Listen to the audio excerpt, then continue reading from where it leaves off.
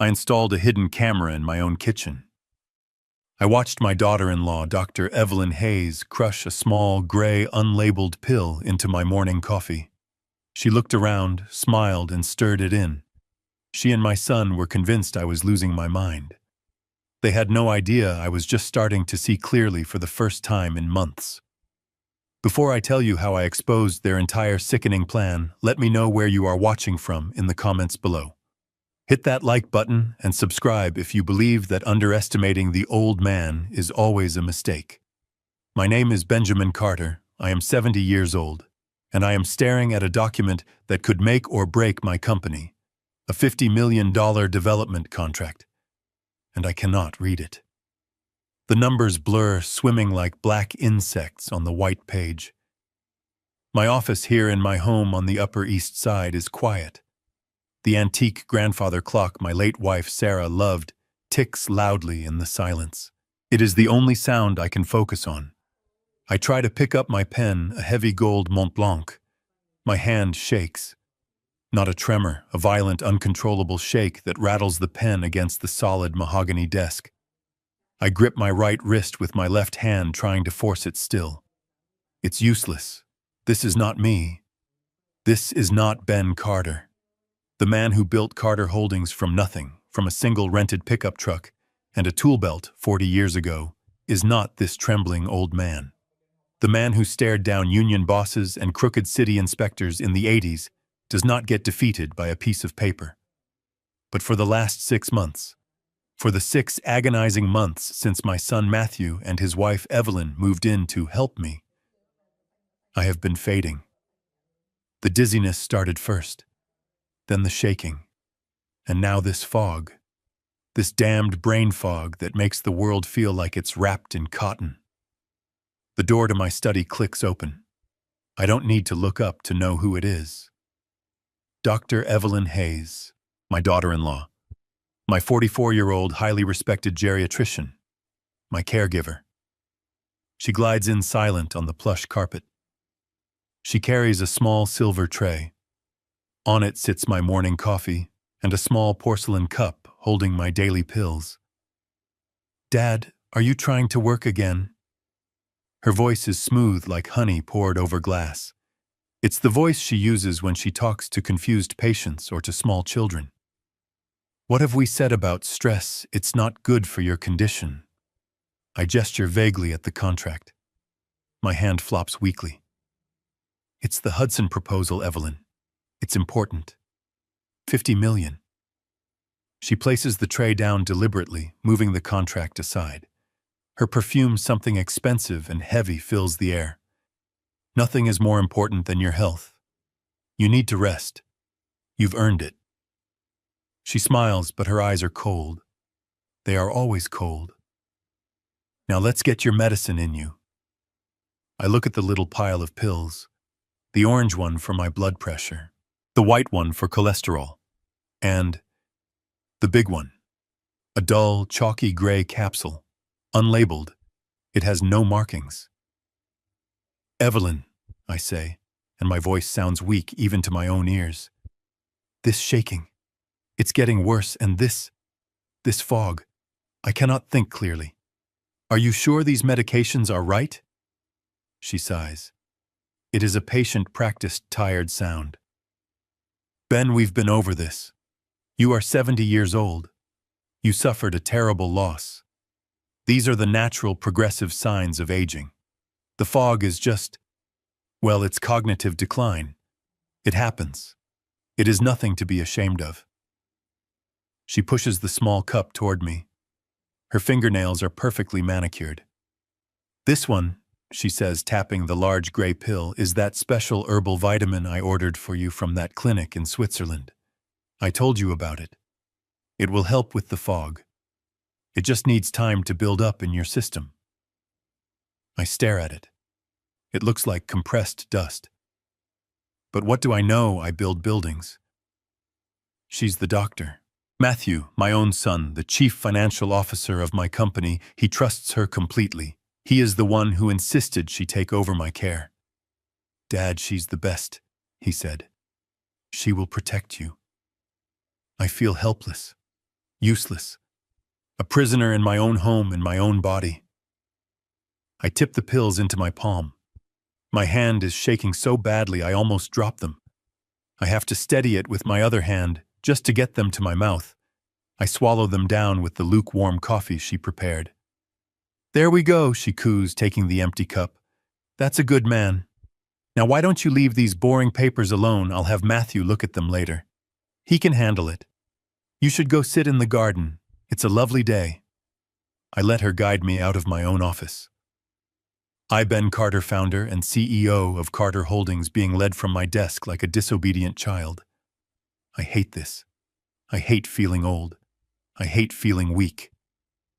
And as she closes the study door behind me, I see her pick up the $50 million contract. I see her glance at it. And for just a second, I see a look on her face that isn't concern. It is calculation.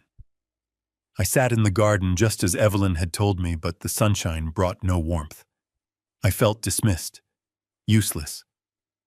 I was staring at a rosebush Sarah had planted, trying to remember what it felt like to have a clear thought when my pocket buzzed. It was my phone. I fumbled for it, my shaking hands almost dropping it on the stone path. I managed to answer the video call. It was Emily, my daughter. My 42-year-old, brilliant, stubborn daughter calling from Seattle.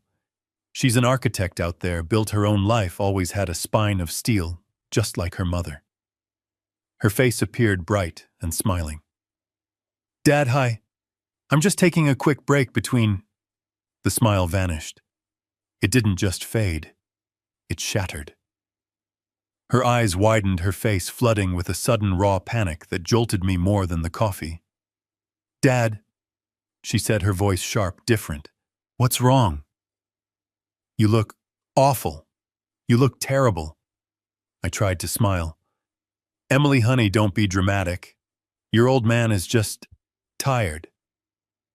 "Tired," she shot back, leaning into her camera. "You look confused. Your eyes are glassy, and you're shaking. Why are you shaking so much?" I tried to hide my hand. "It's nothing. Just the, age." "No," she said loud enough to make me flinch. "That's not age. I just talked to you 2 weeks ago. Dad, you promised. You promised you were flying out to visit Leo last week, for his birthday. You promised you'd be here. We waited. I called and Evelyn said you weren't feeling up to travel. What happened? Did you forget?" I stared at her, blankly. "Leo, my grandson, his birthday. I had no memory of the promise. None. It was a complete black hole. I would never ever forget my grandson's birthday. But I had. The terror that gripped me then was cold, absolute. Evelyn had said this was just mild cognitive decline, a normal part of grieving and aging. But forgetting my own grandson. Forgetting a trip I apparently promised to take. This wasn't mild. This was an erasure. Emily was crying now, angry tears. "She's doing this," she whispered, her voice trembling with fury. "What are you talking about, honey?" "Evelyn." "Dad, I don't trust her. She controls everything you do. She answers your calls. She manages your schedule. She manages your medication. The last time I visited 6 months ago, you were fine. You were sharp. You were still you. Now you look like a ghost. Evelyn is a doctor, Emily. She's just helping. Helping." Emily's laugh was bitter. "Dad, she's isolating you. Are you on any new medication?" "Something you weren't on before. I thought of the gray, chalky pill, the herbal vitamin. I don't know. Just some vitamins she ordered. From Switzerland." "Vitamins from Switzerland," Emily repeated, her voice dripping with sarcasm. "Dad, listen to me. Listen to my voice. I want you to go to another doctor, a real doctor, someone who isn't her, someone who isn't family. Get a full blood panel, a full workup. Please, Dad, do it for me. Do it for Leo. Do it because the man I'm looking at right now is not my father." The call ended. I sat there in the garden, the phone heavy in my shaking hand. The sun was still shining. The roses were still beautiful. But everything had changed. Emily's panic, her certainty, it had pierced through the fog. She was right. I was being isolated. I was being managed. And that look I saw in Evelyn's eyes, it wasn't calculation. It was control. The fear was still there, but now it had a new companion, anger. Cold, sharp, and clear. Maybe this wasn't age. Maybe this wasn't decline. Maybe this was a setup. I had a plan. For the first time in 6 months, I had a single clear, independent thought. Emily was right. I had to see another doctor. And I had to do it without them knowing. The next morning I came downstairs dressed in a blazer and tie, not my usual loungewear. Evelyn was in the kitchen organizing my pill tray for the week. She looked up, surprised. "Dad? You're dressed. Are you going somewhere?" I had rehearsed the lie. It tasted like ash in my mouth, lying to my own family. But Emily's panicked face was seared into my mind. "Yes, I have lunch. An old friend from the Yale Club. Philip Hayes. You don't know him." I was a terrible liar. My hands were shaking, but this time it worked in my favor. It just made me look frail. Evelyn's smile was indulgent, the kind you give a child who thinks he has a secret. "The Yale Club, Dad, that's wonderful. A little social time will do you good. But are you sure you're up to the drive? Matthew could have his driver take you." "No." My voice was too sharp. I softened it. "No, I want to do it myself. I need to feel normal, Evelyn. Just for an afternoon. I'll be fine. Philip is expecting me at noon." She nodded, but her eyes were calculating. "All right. But you take your midday pills with you. And call me if you feel dizzy. Don't be a hero, Ben." She handed me the small pill bottle. I pocketed it, feeling like a spy in my own home. Getting to the garage was the first hurdle. My legs felt heavy. But the moment I was in my Mercedes, my S-Class, the one thing that still felt like mine, a surge of adrenaline cut through the fog. I started the engine. The drive to Dr. Kenji Tanaka's office in Midtown Manhattan should have taken 20 minutes. It took nearly an hour. The car, which I used to command with precision, now felt like a runaway beast. My hands were shaking so badly on the steering wheel that I gripped it until my knuckles were white. I nearly clipped a taxi when I was slow to react at a light. The driver honked, yelling something I couldn't hear. I was trembling. This wasn't just old age. This was impairment. Evelyn's words echoed in my head, "Progression of your condition, Dad." And for a moment, I almost turned back. Maybe they were right.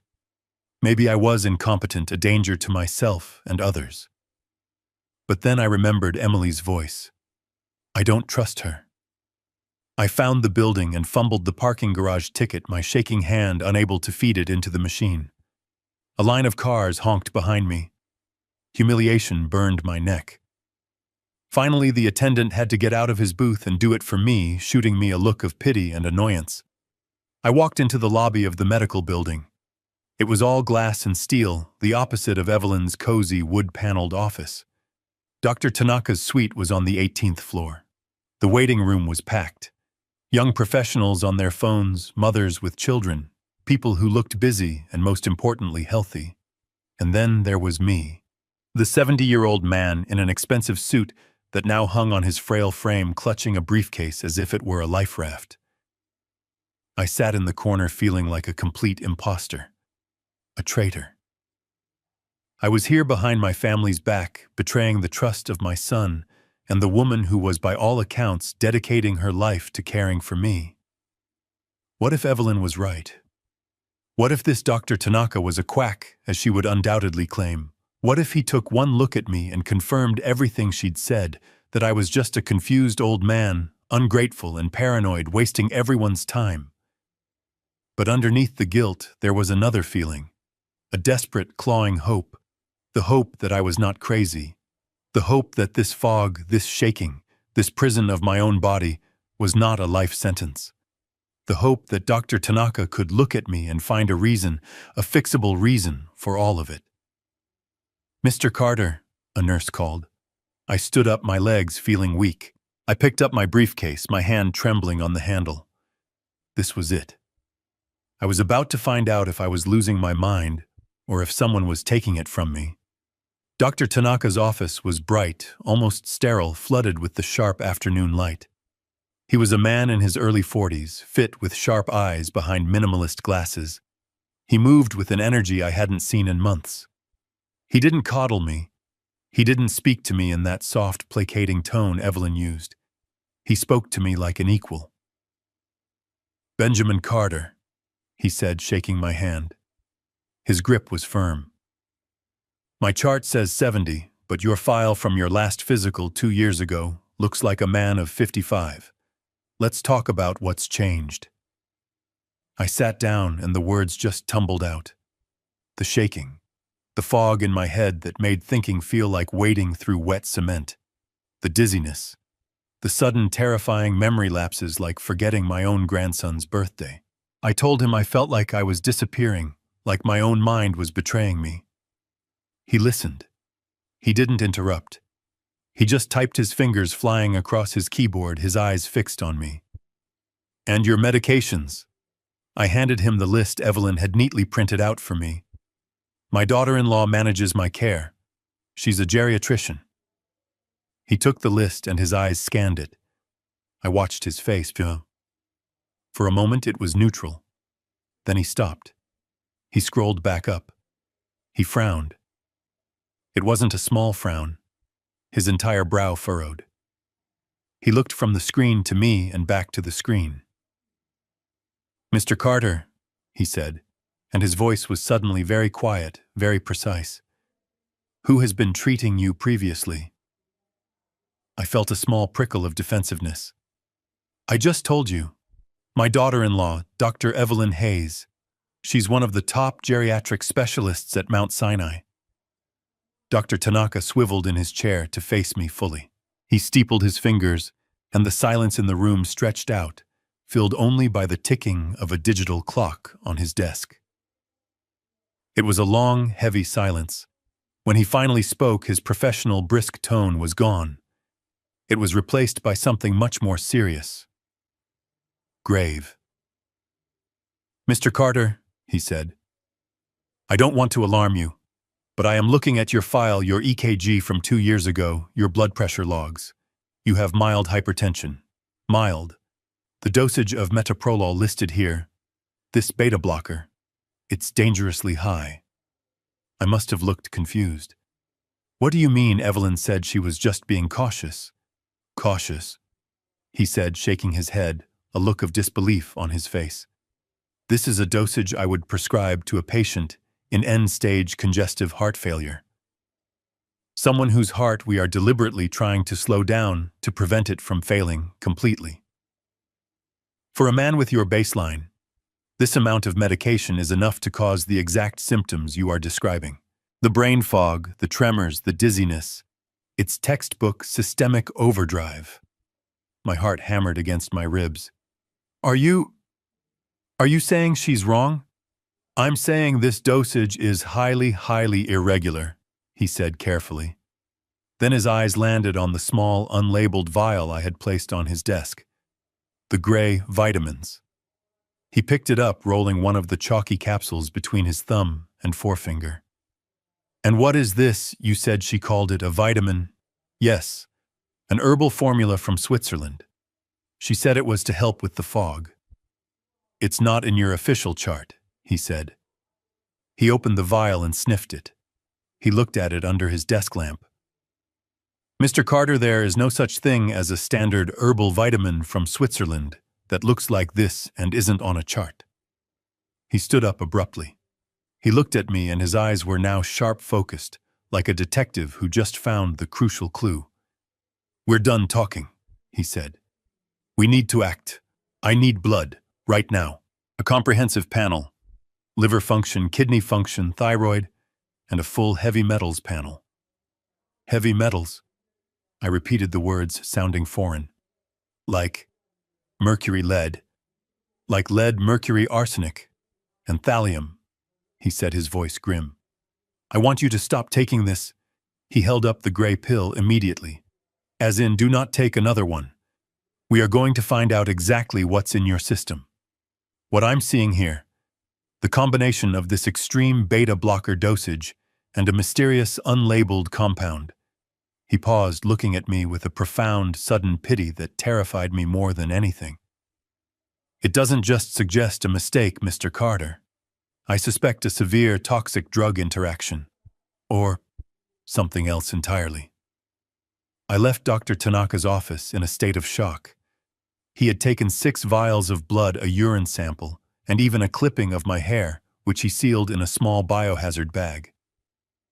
Hair holds a record, Ben, he had said, his face grim. It tells us what you've been exposed to over months. I drove, but I don't remember the trip.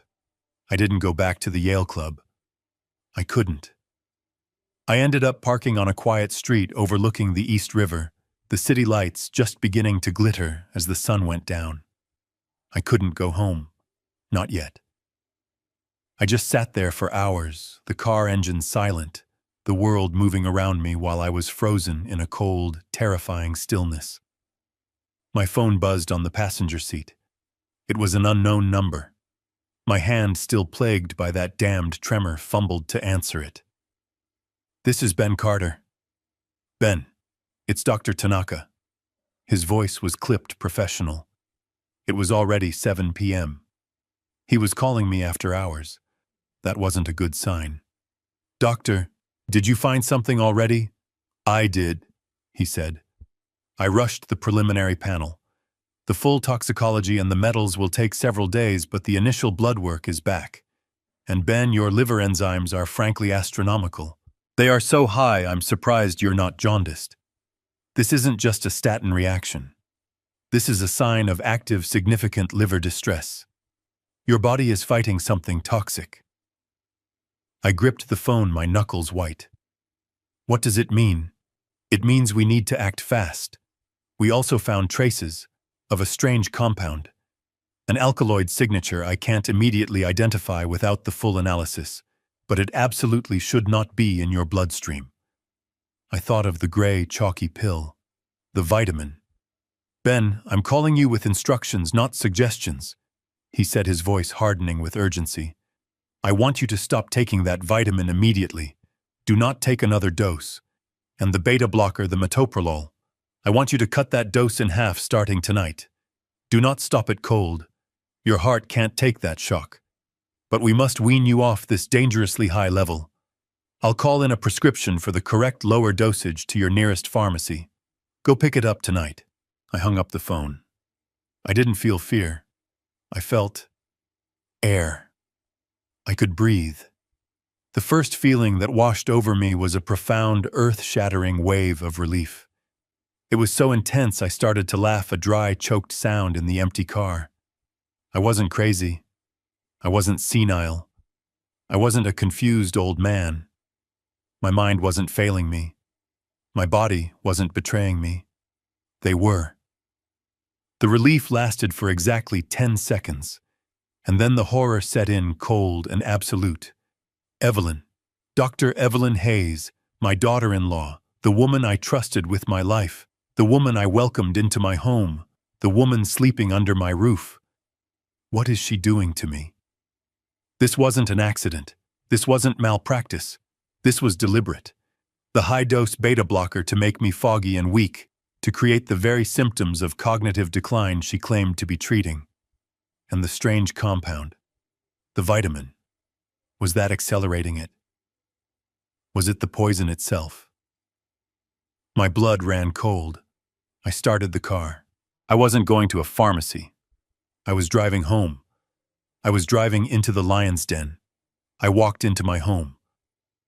The smell of roasted chicken and garlic filled the air. Laughter. I heard laughter coming from the formal dining room. I walked to the doorway.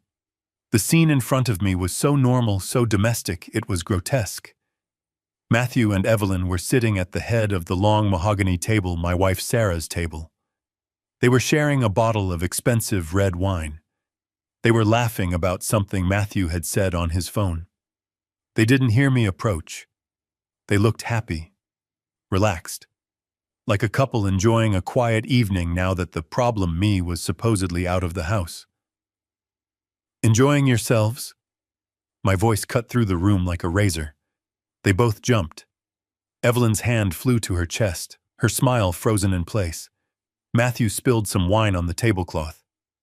"Dad," Matthew exclaimed, standing up too quickly. You're home. I thought you were at the club. We didn't expect you for dinner." "Clearly," I said. I walked steadily toward the table. The fog was still there, a dull hum in my skull, but the rage was a searchlight, white-hot and absolute, cutting right through it. "Ben, you look pale," Evelyn said, starting to recover her doctor mask, slipping back into place. "Did you overdo it? You should sit down." "I'm not sitting down," I said. "I didn't go to the Yale Club." I reached into my blazer pocket. I pulled out the bottle of high-dosage metoprolol, the bottle she had refilled just 2 days ago. "Where did you go, Dad?" Matthew asked, his tone shifting from surprise to suspicion. I looked at Evelyn. I looked at the woman who had smiled at me that morning while giving me pills to fog my mind, pills that were actively destroying my liver. I threw the bottle onto the table. It wasn't a gentle toss. I slammed it down.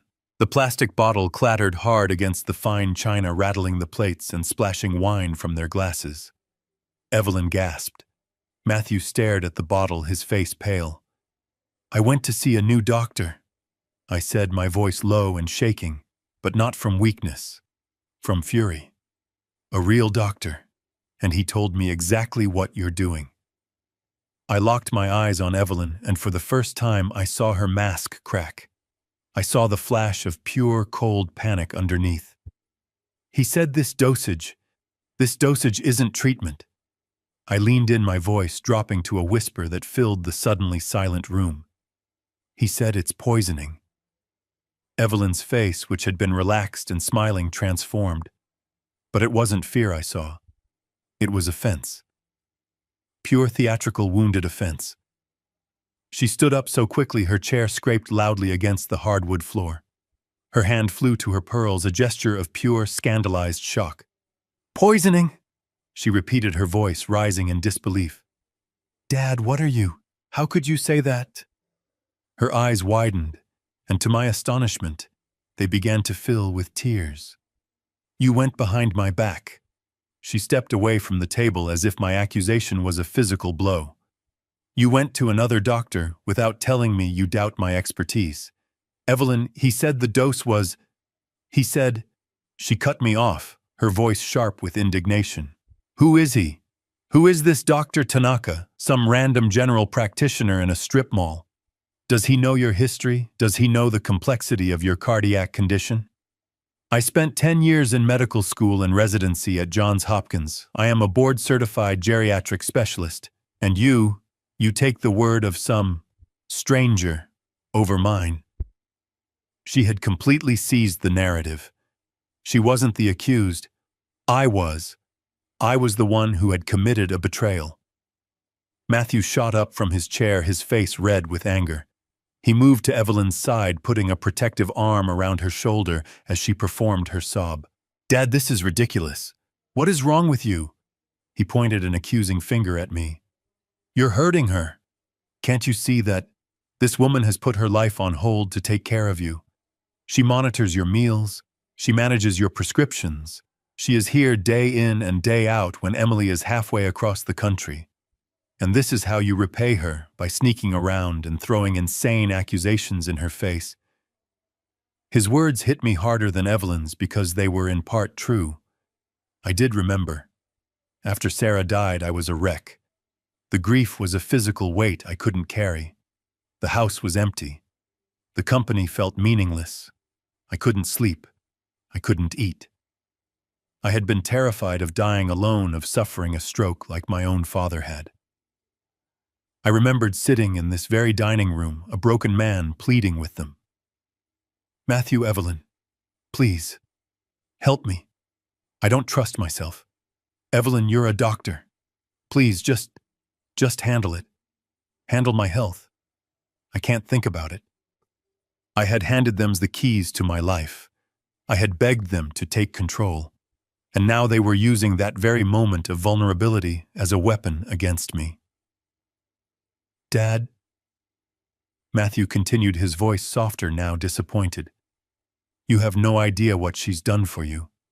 The sleepless nights she's had worrying about your blood pressure, researching new treatments, all for you to throw it back in her face because some new doctor who doesn't know you at all scared you. Evelyn dabbed at her eyes with a linen napkin. I just can't believe it, Ben. I thought we trusted each other. I thought we were family. I stood there momentarily stunned. The force of their combined offense was a physical wall. They were so united, so certain.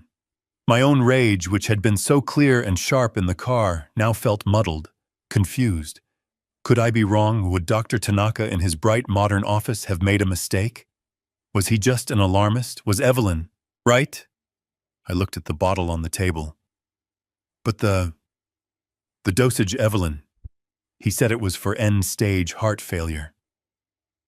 The fog in my head was thickening again, the adrenaline fading, replaced by doubt. My hands began to shake. This was their moment. This was the masterstroke. And Evelyn played it perfectly.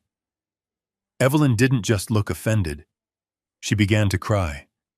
Not loud, dramatic sobs, but the quiet, heartbreaking tears of someone who has been deeply, unfairly wounded. It was a devastatingly effective performance. The vitamin, she said, her voice trembling. She shook her head as if she couldn't believe my cruelty. Dad, that vitamin is an advanced homeopathic compound from a private clinic in Zurich. It's not something you can just get at Walgreens. It's not FDA approved yet, which is why, of course, Dr. Tanaka wouldn't know about it. It's cutting-edge treatment for memory support. She wiped a tear from her cheek. It's incredibly expensive. I pay for it out of my own pocket. I don't use the estate funds. I wanted to help you. I wanted you to have the best. I thought it was working. I felt a twist of guilt. She was paying for it herself. I had just thrown her generosity back in her face. And the metoprolol, I stammered, feeling my certainty crumble. He said the dose. He said...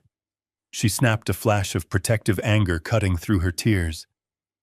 Did he tell you that you had a mild atrial fibrillation episode 6 months ago, did he? I just stared at her. Atrial fibrillation.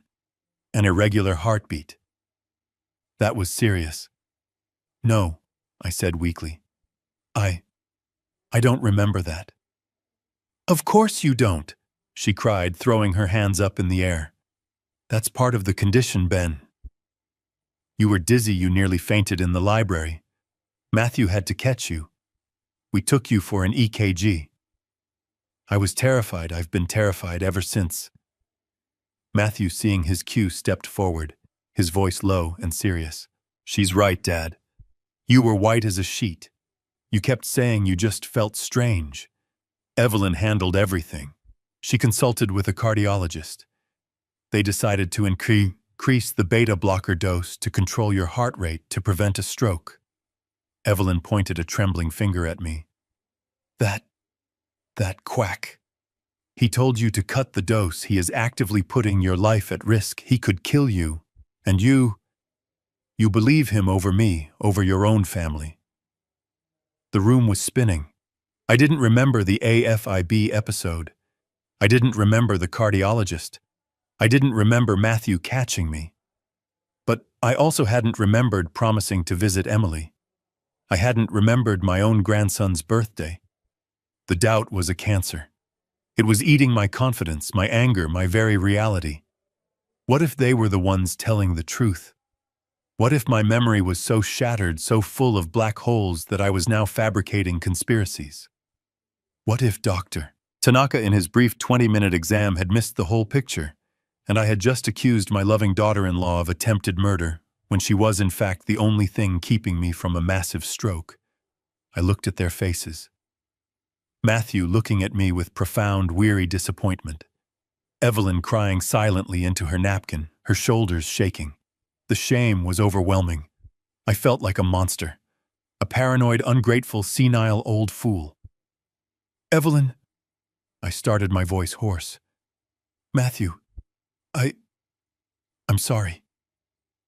I took a step back. I didn't know. I was confused. The doctor, he just said it looked high. I didn't understand. Evelyn wouldn't even look at me. She just kept her face hidden, shaking her head. Matthew sighed, a long, heavy sound of a son burdened by a difficult father. "It's okay, Dad. We get it. You're scared. You're confused. But you can't do this. You can't just go running off and listening to strangers. We are trying to protect you. Evelyn is the only reason you are stable. You have to trust us." "I do," I said, feeling about 2 inches tall. "I do trust you. I'm sorry, Evelyn. Truly. I must have overreacted. I was just scared by what he said." Evelyn finally looked up, and her eyes red and puffy. Just promise me you won't go back to him, Ben. Promise me you won't stop the medication I'm giving you. I'm trying to keep you alive." "I promise," I whispered. I'll take my medicine. I'm sorry for this. I'll just go upstairs. I'm very tired." I turned and walked out of the dining room. I felt their eyes on my back, a heavy weight of pity and disappointment. I was so ashamed of myself, of my failing mind, of my ingratitude. I didn't look back. If I had, I would have seen Matthew put his arm around Evelyn's waist, pulling her close. I would have seen her tears stop instantly, as if a faucet had been turned off. I would have seen the cold, triumphant smile they exchanged as they heard my footsteps retreating, defeated, up the stairs. I went upstairs to my bedroom, but I did not get in bed. I sat in the dark for hours in the armchair Sarah used to read in, staring at the lights of the city I had helped to build. The scene in the dining room replayed in my mind, again and again. Evelyn's tears, Matthew's righteous anger, my own crushing, debilitating guilt. But the more I replayed it, the more it felt wrong. It was not just a good explanation. It was a perfect one. It was hermetically sealed. Every objection I had was met with a flawless, emotionally devastating answer. My memory gap about the atrial fibrillation, that was proof of my condition. The high dosage that was preventing a stroke. The new doctor. He was an ignorant quack who was endangering my life. Her performance was flawless. But maybe that was the problem. It was a performance. The tears were instant. The indignation was precise. The story about the Swiss vitamin paid for out of her own pocket was designed to make me feel like the lowest, most ungrateful man on earth. And it had worked. But now in the silence, the cold logic that had built Carter Holdings began to surface, pushing through the fog. A new thought emerged, sharp and clear. If I am so cognitively impaired, so confused and paranoid, how did I have the clarity to seek a second opinion in the first place? The two ideas canceled each other out. Evelyn was telling me I was too sick to trust my own mind, but my mind had just done something perfectly rational. I had to know. I decided to do what any man who has built an empire does. I would run an analysis. I would isolate the variables. Dr. Tanaka had identified two primary issues: the dangerously high beta blocker dosage and the mysterious unlabeled vitamin. Evelyn's terrifying story about the stroke had cornered me. If I stopped the metoprolol and she was telling the truth, I could die. That was a risk I wasn't willing to take. Not yet. But the gray pill, the vitamin, that was the variable. She claimed it was helping the fog. Dr. Tanaka suspected it was causing the toxicity. One of them was lying, and I was going to find out which one. I promised her I would take my medicine. I would not keep that promise. The next morning, Evelyn entered my room with the silver tray. Her smile was back, but now it looked different to me. It looked brittle. "Good morning, Dad. I'm so glad you're feeling more like yourself. I brought your coffee and your pills." I sat up in bed, performing my role as the frail, apologetic old man. "Thank you, Evelyn. I am so sorry about last night." "Shh, it's forgotten," she cooed. "Just rest." She watched me. I knew she would be watching. She needed to ensure her patient was compliant. I picked up the handful of pills. My hand was shaking terribly, the tremor amplified by my nerves and the high dosage of the beta blocker. But for the first time, I used the tremor to my advantage. As my shaking hand came to my mouth, I let the pills rattle against my teeth. In that split second of spastic movement, I used my tongue to push the large gray capsule into my cheek, swallowing the others with the coffee. It was a trick my father taught me when I was a boy, trying to avoid bitter aspirin. I smiled weakly at her. "See, all gone." She smiled back, satisfied. "Good. Now I have rounds at the hospital. Matthew is working from home today. Just call if you need anything." The moment her car pulled out of the driveway, I ran to the bathroom. I spat the gray, partially dissolved pill into the toilet. I flushed it. It felt like a gunshot in the silent house. A small, terrifying act of rebellion. That was day 1. I was still taking the high-dose beta blocker, so the tremors and dizziness remained. The fog was just as thick. A gnawing kernel of doubt began to eat at me. What if I was wrong? What if that gray pill really was the only thing holding my mind together? What if I was flushing my last chance at clarity down the drain? Day 2. I repeated the charade. Evelyn brought the tray. I palmed the pill. I flushed it. I spent the day feeling shaky, disoriented, and deeply depressed. I tried to read the newspaper, but the words still wouldn't connect. I began to despair. Maybe Evelyn was right. Maybe I was just a paranoid old man. Then came day 3. I woke up. The light in the room felt different, sharper. I sat up. The usual wave of dizziness that greeted me every morning. It was still there, but it was less. It wasn't a tidal wave. It was just a ripple. Evelyn brought the tray. I palmed the pill. I flushed it. She left for the hospital. I sat in the library, not my study, just to be in a different space. Matthew was on a conference call in his office. I was alone. My clean coffee sat on the table. I looked at the Wall Street Journal lying next to it. For months, it had been gibberish. A collection of symbols I recognized but could not string together. I picked it up. I looked at the headline. Federal Reserve signals aggressive stance on inflation. I read the first sentence. Markets reacted predictably Tuesday as the Fed chairman confirmed that quantitative tightening would accelerate through the fourth quarter. I read the entire paragraph, and then I read the entire article, and I understood it. I understood the financial implications. I understood the bond market analysis. I felt a surge of adrenaline so powerful my heart skipped a beat. I grabbed a napkin and the pen from the side table. My hand was still shaking, the beta blocker was still doing its work, but I gripped the pen. I wrote 14 times 28. I did the math in my head the way I used to. 14 times 10 is 140. 14 times 8, 112. 140 plus 112. I wrote down 392. I pulled out my phone, my fingers fumbling with the tremor. I opened the calculator. 14 times 28. The result, 392. I dropped the phone on the table. And I began to cry. Not the staged tears of Evelyn. These were silent, hot tears of pure, unadulterated vindication. It had been 72 hours. 72 hours since I had taken that gray pill. The tremor was still there. Dr. Tanaka was right.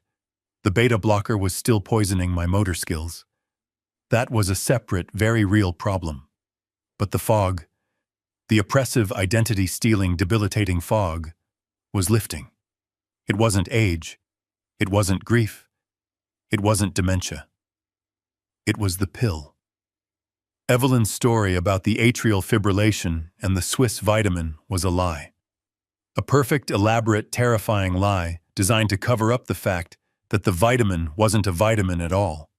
It was the fog machine. They weren't trying to prevent my cognitive decline. They were causing it. My anger returned, but this time it wasn't hot and confused. It was ice cold.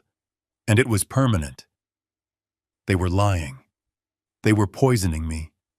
Now I had to find out why. I felt a cold, hard clarity I hadn't known for half a year.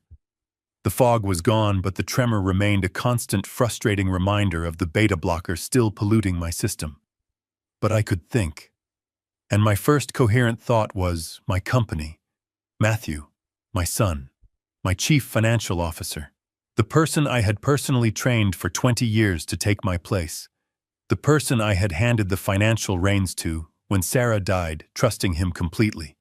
If Evelyn was lying about my health, was Matthew lying about my company? I didn't call. I didn't announce my visit. I put on my best suit, the one I used to wear for board meetings, and had my driver take me to the Carter Holdings building in Midtown. The building I built. The lobby was bustling. It was 10 a.m. on a Thursday. People I'd known for decades, project managers, accountants, architects, did a double take when they saw me. Their faces showed a mixture of surprise and pity, as if they were seeing a ghost.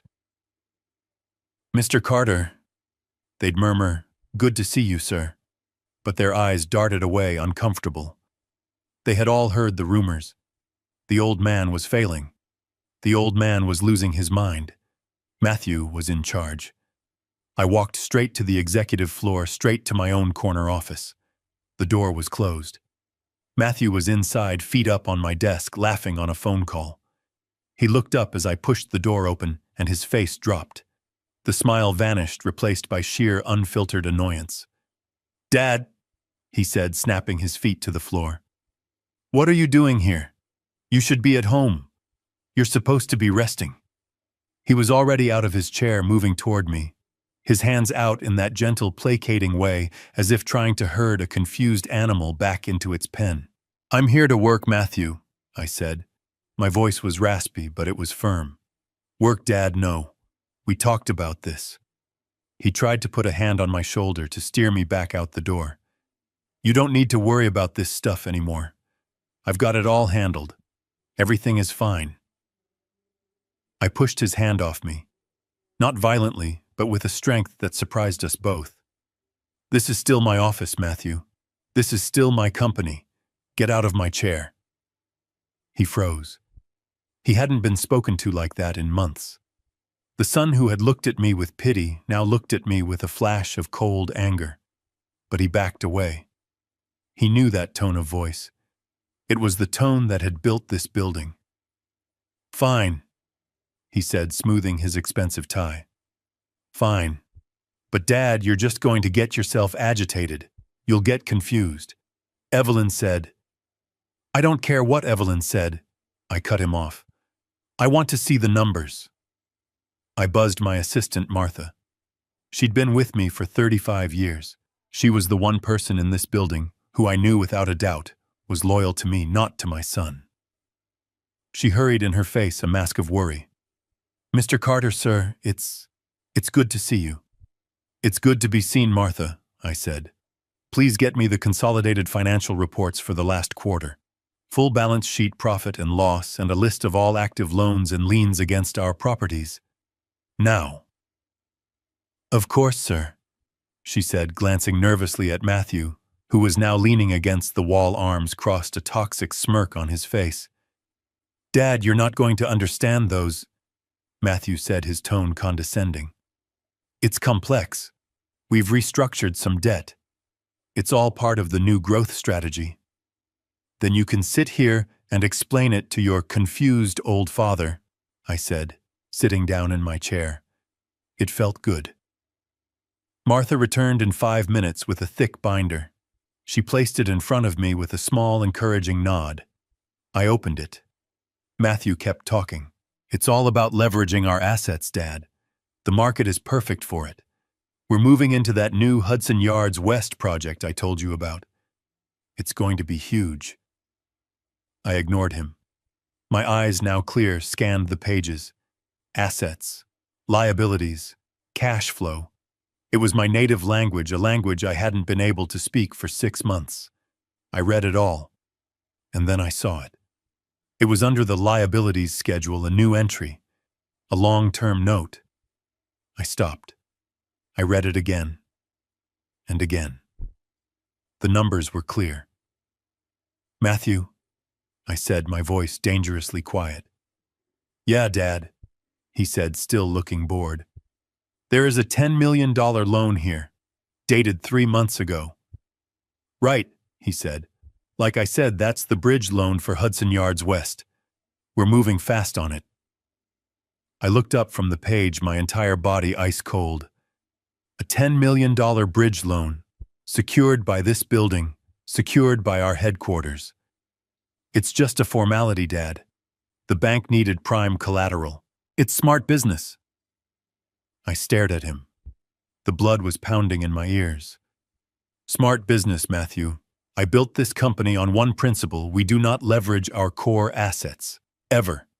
We build with our own cash. We own everything outright. You know that.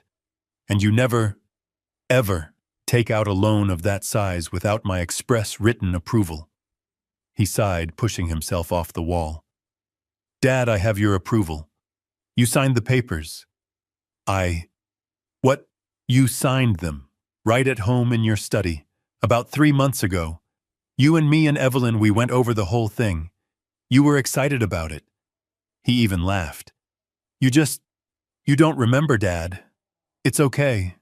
This is exactly what I was talking about. This is why you need to rest. I looked at him. I looked at his calm, pitying face. And I knew with the same certainty that I knew my own name that I had never seen discussed or signed any $10 million loan. I had never not in my right mind mortgaged my company's home. I was not losing my mind. I was being robbed. $10 million. I repeated, my voice low and cold. I looked up from the binder and stared at my son. You're telling me you took out a $10 million loan against this building, and I approved it? Matthew didn't flinch. He just sighed. It was a long, theatrical, put-upon sigh, the kind a man gives when he's dealing with an unreasonable, difficult relative. He ran a hand through his perfectly styled hair, a picture of weary patience. Dad, we've been over this, he said, his voice dripping with that toxic pity I was beginning to recognize. We had a whole meeting about it, right at home, in your study. We did not, I said. I would remember mortgaging my own headquarters, Matthew. But you don't remember Dad, he said, stepping closer. He spoke softly, as if I were a frightened animal he was trying to calm. That's the problem. That's what Evelyn and I have been trying to manage. He leaned against the desk, projecting an aura of complete control. We were all there. It was about 3 months ago, a Tuesday evening. Evelyn brought you your tea, the new herbal kind she got you. We sat on the leather couches. I spread out the entire prospectus for the Hudson Yards West project. He was painting a memory for me, filling in the black holes in my mind with his own fiction. It was terrifying. We talked about it for an hour. He continued, his voice smooth and reassuring. We discussed the leveraging strategy, the interest rates. You were... Dad, you were excited. You said it was the boldest move the company had made in a decade. You said it reminded you of when you were young. You applauded. My mind raced, trying to find the memory. A Tuesday, tea, the study. I remembered nothing. Just fog. 6 months of fog. But I would remember that. Wouldn't I? I don't remember that, Matthew. I would not approve this. We have 40 million in liquid cash reserves. Why would we take on debt and risk this building when we could fund it ourselves? He shook his head, that look of profound, sorrowful disappointment on his face. It was the look that had made me feel so guilty in the dining room. See, this is what I mean. We talked about that too. I explained that we needed to keep the cash reserves free for opportunistic acquisitions. That leveraging the building at this low interest rate was a much smarter financial move. You agreed, Dad. You said I was right. I don't believe you, I whispered, but the clarity I'd felt just an hour ago was beginning to waver. That icy fear was returning. You don't have to believe me, Dad, he said, and his voice was so kind it was cruel. He turned to his large monitor, clicked his mouse a few times. Just look. You signed the loan agreement. He turned the screen toward me, and there it was, the signature page of the bank agreement. A $10 million note from Chase Manhattan, secured by the deed to the Carter Holdings building. And at the bottom on the line marked Benjamin Carter, CEO, was my signature. I stared at it. It was perfect. The familiar loop of the B, the sharp, impatient slash of the T. It was mine. It wasn't a crude forgery. It was flawless. I felt the blood drain from my face. My hand, the one that was still trembling from the beta blocker, reached out to the screen. I touched the digital image. Had I done this? Had I sat in my study wrapped in a chemical fog and signed away my company's home? Had I been excited about it? Had I applauded? You don't remember, do you? Matthew asked, his voice now a gentle, heartbreaking murmur. You don't remember any of it. I sank back into my chair. The room felt like it was tilting. The man who had entered this office an hour ago, cold and certain, was gone. In his place was a terrified old man. Dad, Matthew said, sitting on the edge of the desk next to me, placing a hand on my shoulder.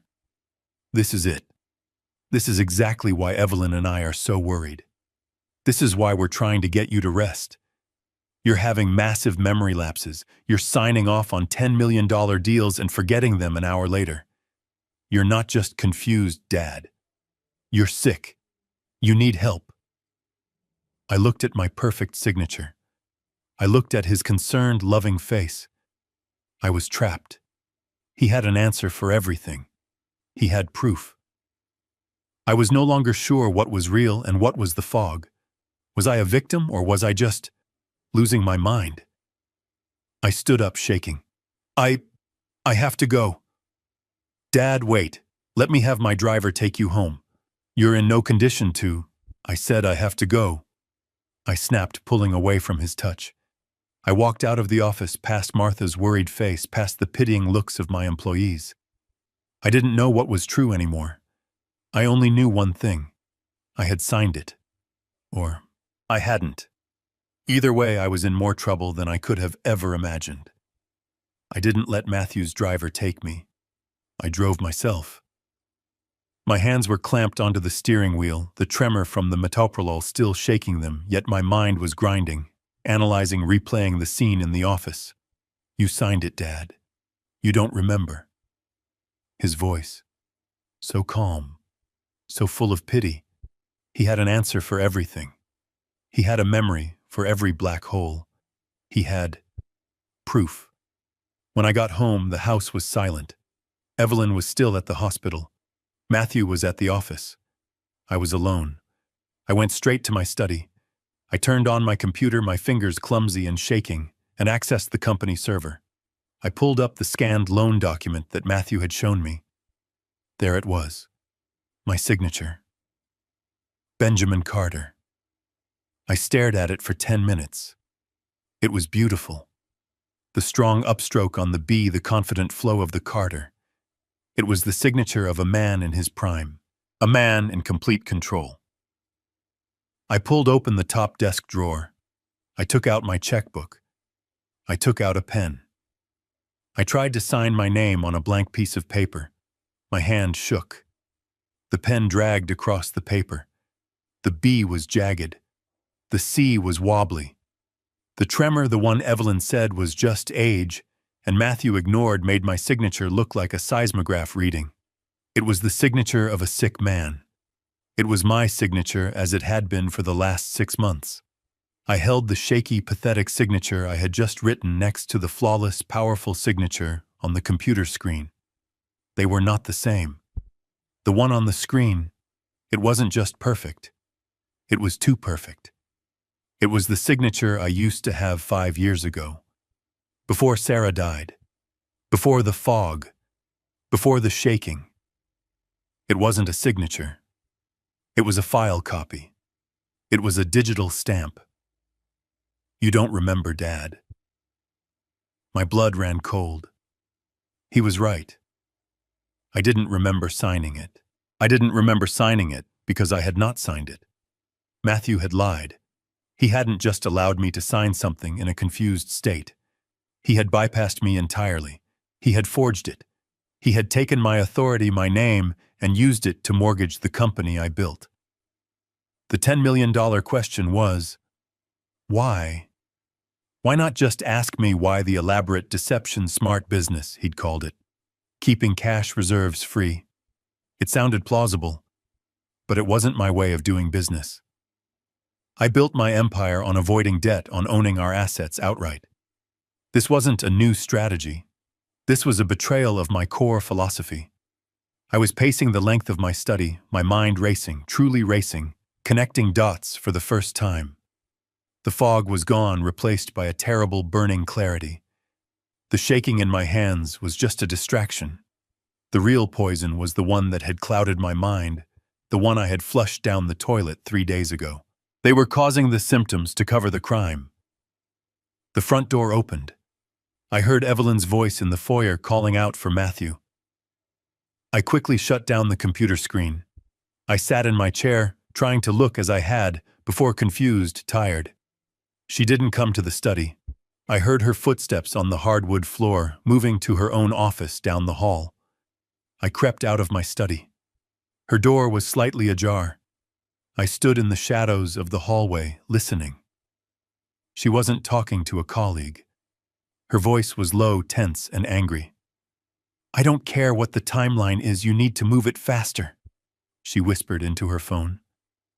A pause. "No, he's not a problem. He's exactly where we need him to be. He's completely confused." My fists clenched. She was talking about me. "He actually went to the office today," she said with a dry, humorless laugh. "Matthew handled it. He showed him the loan papers. Ben didn't remember a thing. He's putting in our hands." Another pause. Her voice dropped even lower, becoming sharp, urgent. "Listen to me. The money has to be moved by the 30th. All of it. The buyers are lined up. Once he's declared incompetent, we have a very small window to liquidate before the audits. I don't care about your excuses. Just get it done." I must have made a sound, a sharp intake of breath, a shuffle of my feet. Her voice stopped. The silence was absolute. Slowly, I saw her shadow move. She appeared at the doorway, her cell phone clutched in her hand. Her eyes widened when she saw me standing there in the dim hallway. She was cornered. For a split second, I saw pure, cold panic in her face. Then the mask slammed back into place. The panic vanished, replaced by a bright, strained smile. "Dad, you startled me," she said, her voice a little too high, a little too fast. "I was just on the phone with the hospital. A scheduling nightmare. You know how the administrators are. Just hospital business." She brushed past me, walking toward the kitchen. "You must be hungry. Let me fix you some tea. You look pale." I watched her walk away. I watched this woman who was actively, systematically poisoning me, who was plotting to have me declared incompetent, who was liquidating my life's work, walk away to make me a cup of tea. I didn't follow her. I went back to my study and locked the door. It was all true. All of it. I was not crazy. I was not senile. I was a victim, and they had just confirmed it. They were liquidating, moving money, a small window before the audits.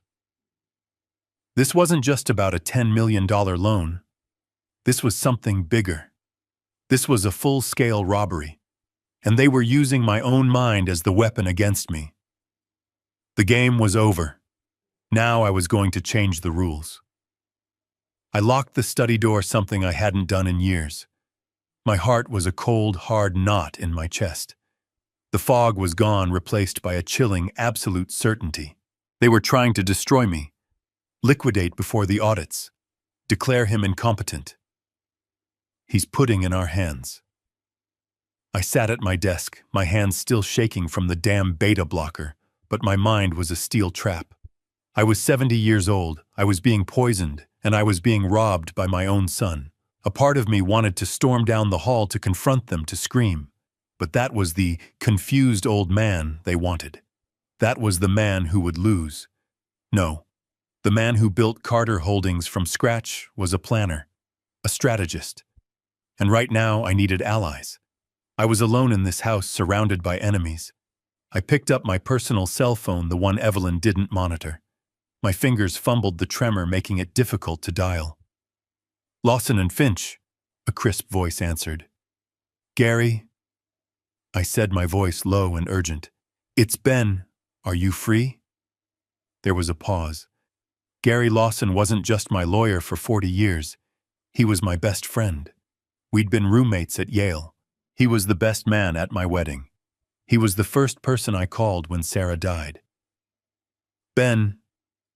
His voice changed instantly, shedding the professional tone, replaced by the worry of a friend.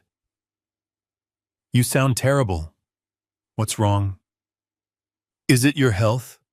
"It is," I said, "but not in the way you think.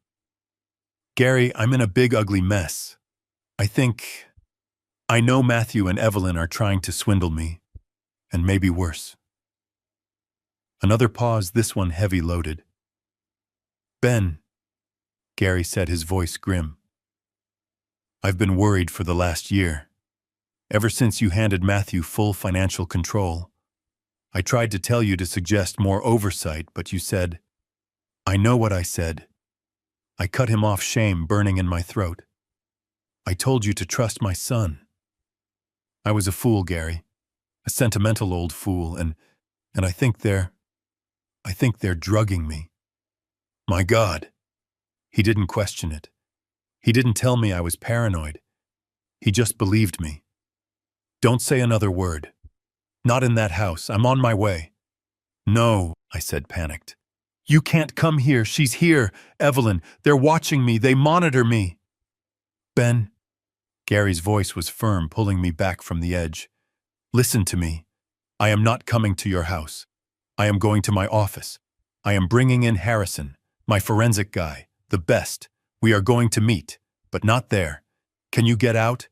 Can you get away clean without them knowing where you're going?" "Yes," I said, my mind already working. "I'll make an excuse. A long lunch, something." "No, not lunch. You need a bigger window, a trip." "A trip?" The word sparked an idea. "Emily." "My daughter." I said, "Emily in Seattle. I can tell them I'm flying out to see her. To clear my head. They'll love it. It gets me out of their hair. They'll think I'm giving up." "Perfect," Gary said. "How long can you make it for?" "A week. I'll tell them I'm leaving for a week starting tomorrow." "Good. Now here's what you do. You book that flight to Seattle. You book it on your main credit card, the one they probably watch. You make sure they see the charge. Make sure they know you're gone." "But Gary, I need to see you. I need the audit." "I know," he said, and I could hear the strategist in him, the lawyer I'd paid millions to over the years, taking over. "You're going to book the flight to Seattle, and then you're going to book a second flight from Seattle back to New York, landing at LaGuardia, not JFK. Book it under a different name. Benjamin Charles. Your middle name. Pay cash at the airport if you have to. I don't care. I will have a car waiting for you at LaGuardia. It will take you to a secure hotel room I've already booked. Harrison and I will meet you there. As far as Matthew and Evelyn are concerned, you will be on the West Coast mending fences with your daughter. A plan. A real solid plan. Gary, I said, my voice thick with a gratitude that was almost painful. Thank you. Don't thank me yet, Ben, he said grimly. We're going to find out what these vipers have done, and then we're going to bury them. I hung up the phone. I took a deep breath. The tremor in my hands hadn't stopped. But for the first time in 6 months, I felt perfectly, terrifyingly steady. I went downstairs for dinner. I played the part of the defeated old man perfectly. I was quiet, my gaze downcast, my shoulders slumped. I let Evelyn fuss over my food, cutting my chicken for me, a humiliating act that made my stomach turn, but I endured it. Halfway through the meal, I looked up, my hand shaking, as I set down my fork. Evelyn. Matthew, I said, my voice intentionally frail. I've been thinking about what you said, about me being confused, and what Emily said. I think I need a break. Matthew stopped eating his fork halfway to his mouth. A break, Dad? What do you mean? I'm going to fly to Seattle, I said, looking down at my plate as if ashamed. I'm going to see Emily. Maybe I need to apologize to her too. Just get away from the company. You were right, son. I need to rest. I'll be gone for a week. I watched them. I watched them closely over the rim of my water glass. I saw the flash of pure, unfiltered relief pass between them. It was faster than a heartbeat, but it was there. Evelyn's shoulders, which were always tense around me, visibly relaxed. Matthew's face broke into a broad, concerned smile that didn't reach his cold eyes.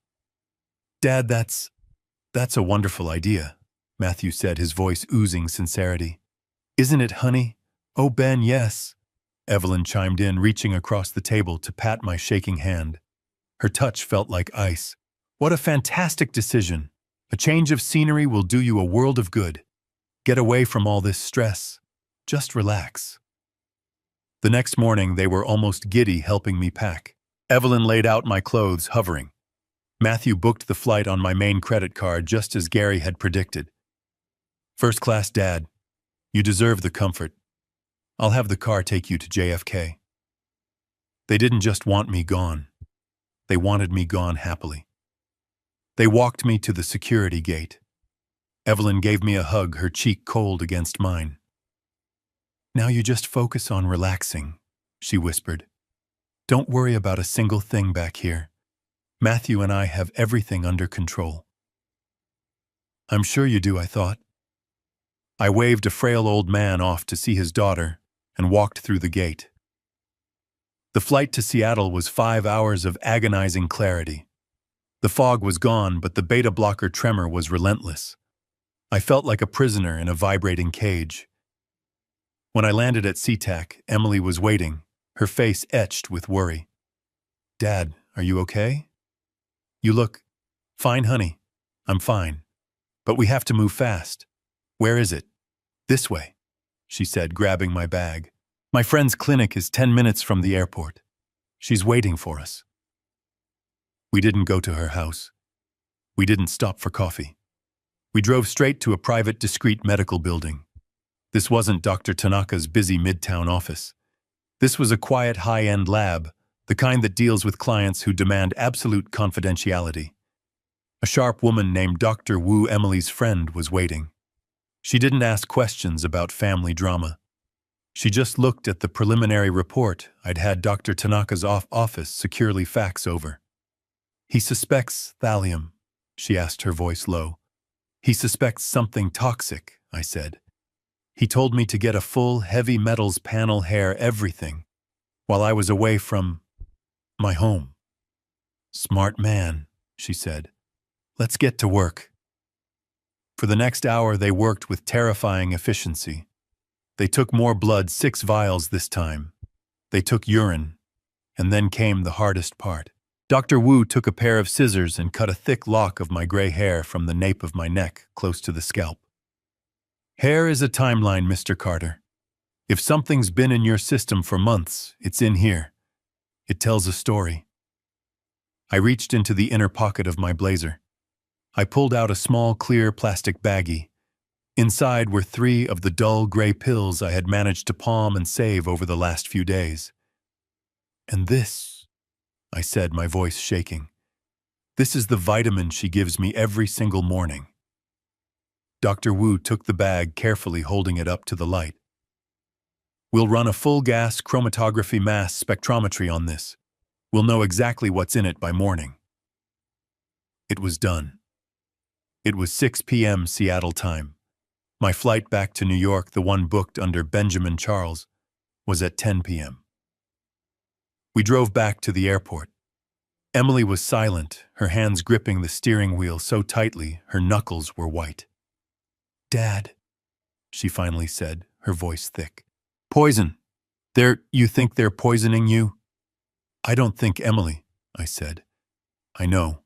I've been off that gray pill for 3 days and I can think again. I just need the proof." We parked at the departures curb. I grabbed my carry-on. "Dad, this is insane," she pleaded, grabbing my arm. "You shouldn't go back there. Stay here. Stay with me. We'll call the police." "No," I said, my voice hard. "Not yet. This isn't just about my health. I found something at the office. Something big. A $10 million forged signature. They're robbing me blind, too. They're not just trying to make me sick, they're trying to erase me. I need to go back. I need to get the rest of the proof." I hugged her. It was a tight, desperate hug. "This is the hardest part, honey. If Matthew calls you, if Evelyn calls you, I am here. I am resting. I am confused. I am the clueless old man they think I am. Can you do that for me?" She looked at me, her mother's steel in her eyes. She nodded, tears streaming down her face. "Be careful, Dad." "They're the ones who need to be careful," I said. I walked into the terminal, just another passenger on a red-eye flight. By the time Matthew and Evelyn woke up in New York, I would already be back, checked into the St. Regis under a fake name, ready for war. They thought I was 3,000 miles away. I was right on their doorstep. I landed at LaGuardia at 5:30 in the morning, a ghost returning to his own city. I was Benjamin Charles, wearing a baseball cap pulled low, and I had paid cash for the ticket in Seattle. Just as Gary had promised, a dark sedan was waiting at the curb. The driver didn't say my name. He just held a small, discreet sign with the word Yale written on it. He drove me through the gray, pre-dawn streets of Manhattan. It felt like a betrayal to be here, to be a fugitive in my own life. We didn't go to my home. We went to the St. Regis. Gary had booked a suite under the law firm's name. It was a secure, anonymous, and ridiculously expensive safe house. The irony was bitter. I was hiding in a $5,000 a night suite, while my son and his wife were poisoning me in my own mansion. I spent the next 6 hours alone, pacing the thick carpet, my tremor a constant, humiliating reminder of the chemicals they were pumping into me. But my mind was sharp. The fog was gone, replaced by a cold, glittering rage. At exactly noon, there was a sharp, precise knock. Gary Lawson entered. He wasn't alone. Behind him were 3 people I didn't know, 2 men and a woman, all in dark, severe suits, all carrying heavy laptop bags. They looked less like accountants and more like a tactical team. "Ben," Gary said, his voice grim. He skipped the pleasantries. "This is Robert Harrison. He's the best forensic accountant in the country. This is his team. They understand the urgency and the need for absolute discretion." Harrison, a man about 50 with piercing blue eyes, shook my hand. His grip was like a vice. "Mr. Carter, we're ready to begin." They didn't waste time. They didn't sit. They swept the room for listening devices. Satisfied it was clean, they set up on the large mahogany dining table, turning the luxury suite into a digital war room. Laptops clicked open portable hard drives, whirred to life. "Okay, here's the situation," Gary said, plugging in his own laptop.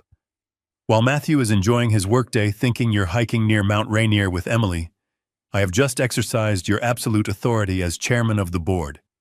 I've initiated an emergency high-level audit citing potential external irregularities.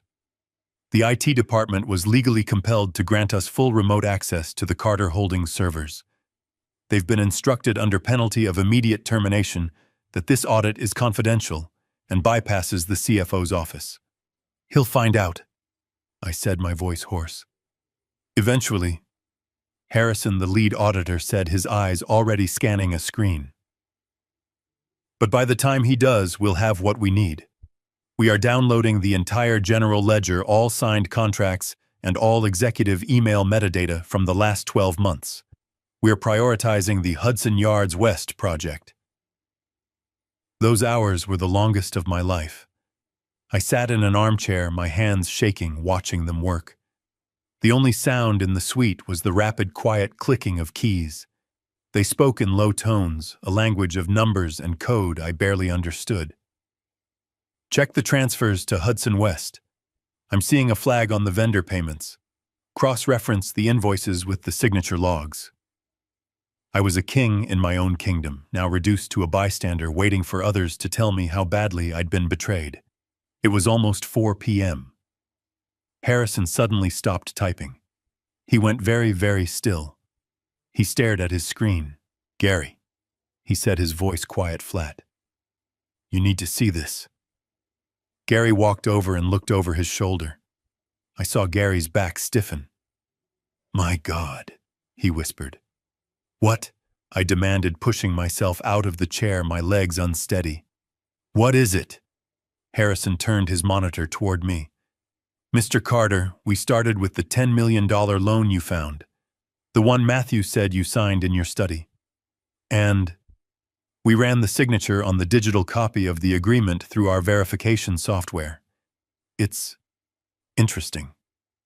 The signature is a perfect match for the one on your 2024 annual report filing." My heart sank. The dread was so cold it stopped my breath. "So, it's real?" "I did sign it, I signed it, and I don't remember." The thought that I was in fact incompetent after all was almost worse than the betrayal itself. "No, Mr. Carter," Harrison said, his blue eyes locking onto mine. "That's the problem. It's not a match. It's an identical match. Pixel for pixel. The stroke weight, the angle, the spacing. It is perfectly identical." I didn't understand. "What does that mean?"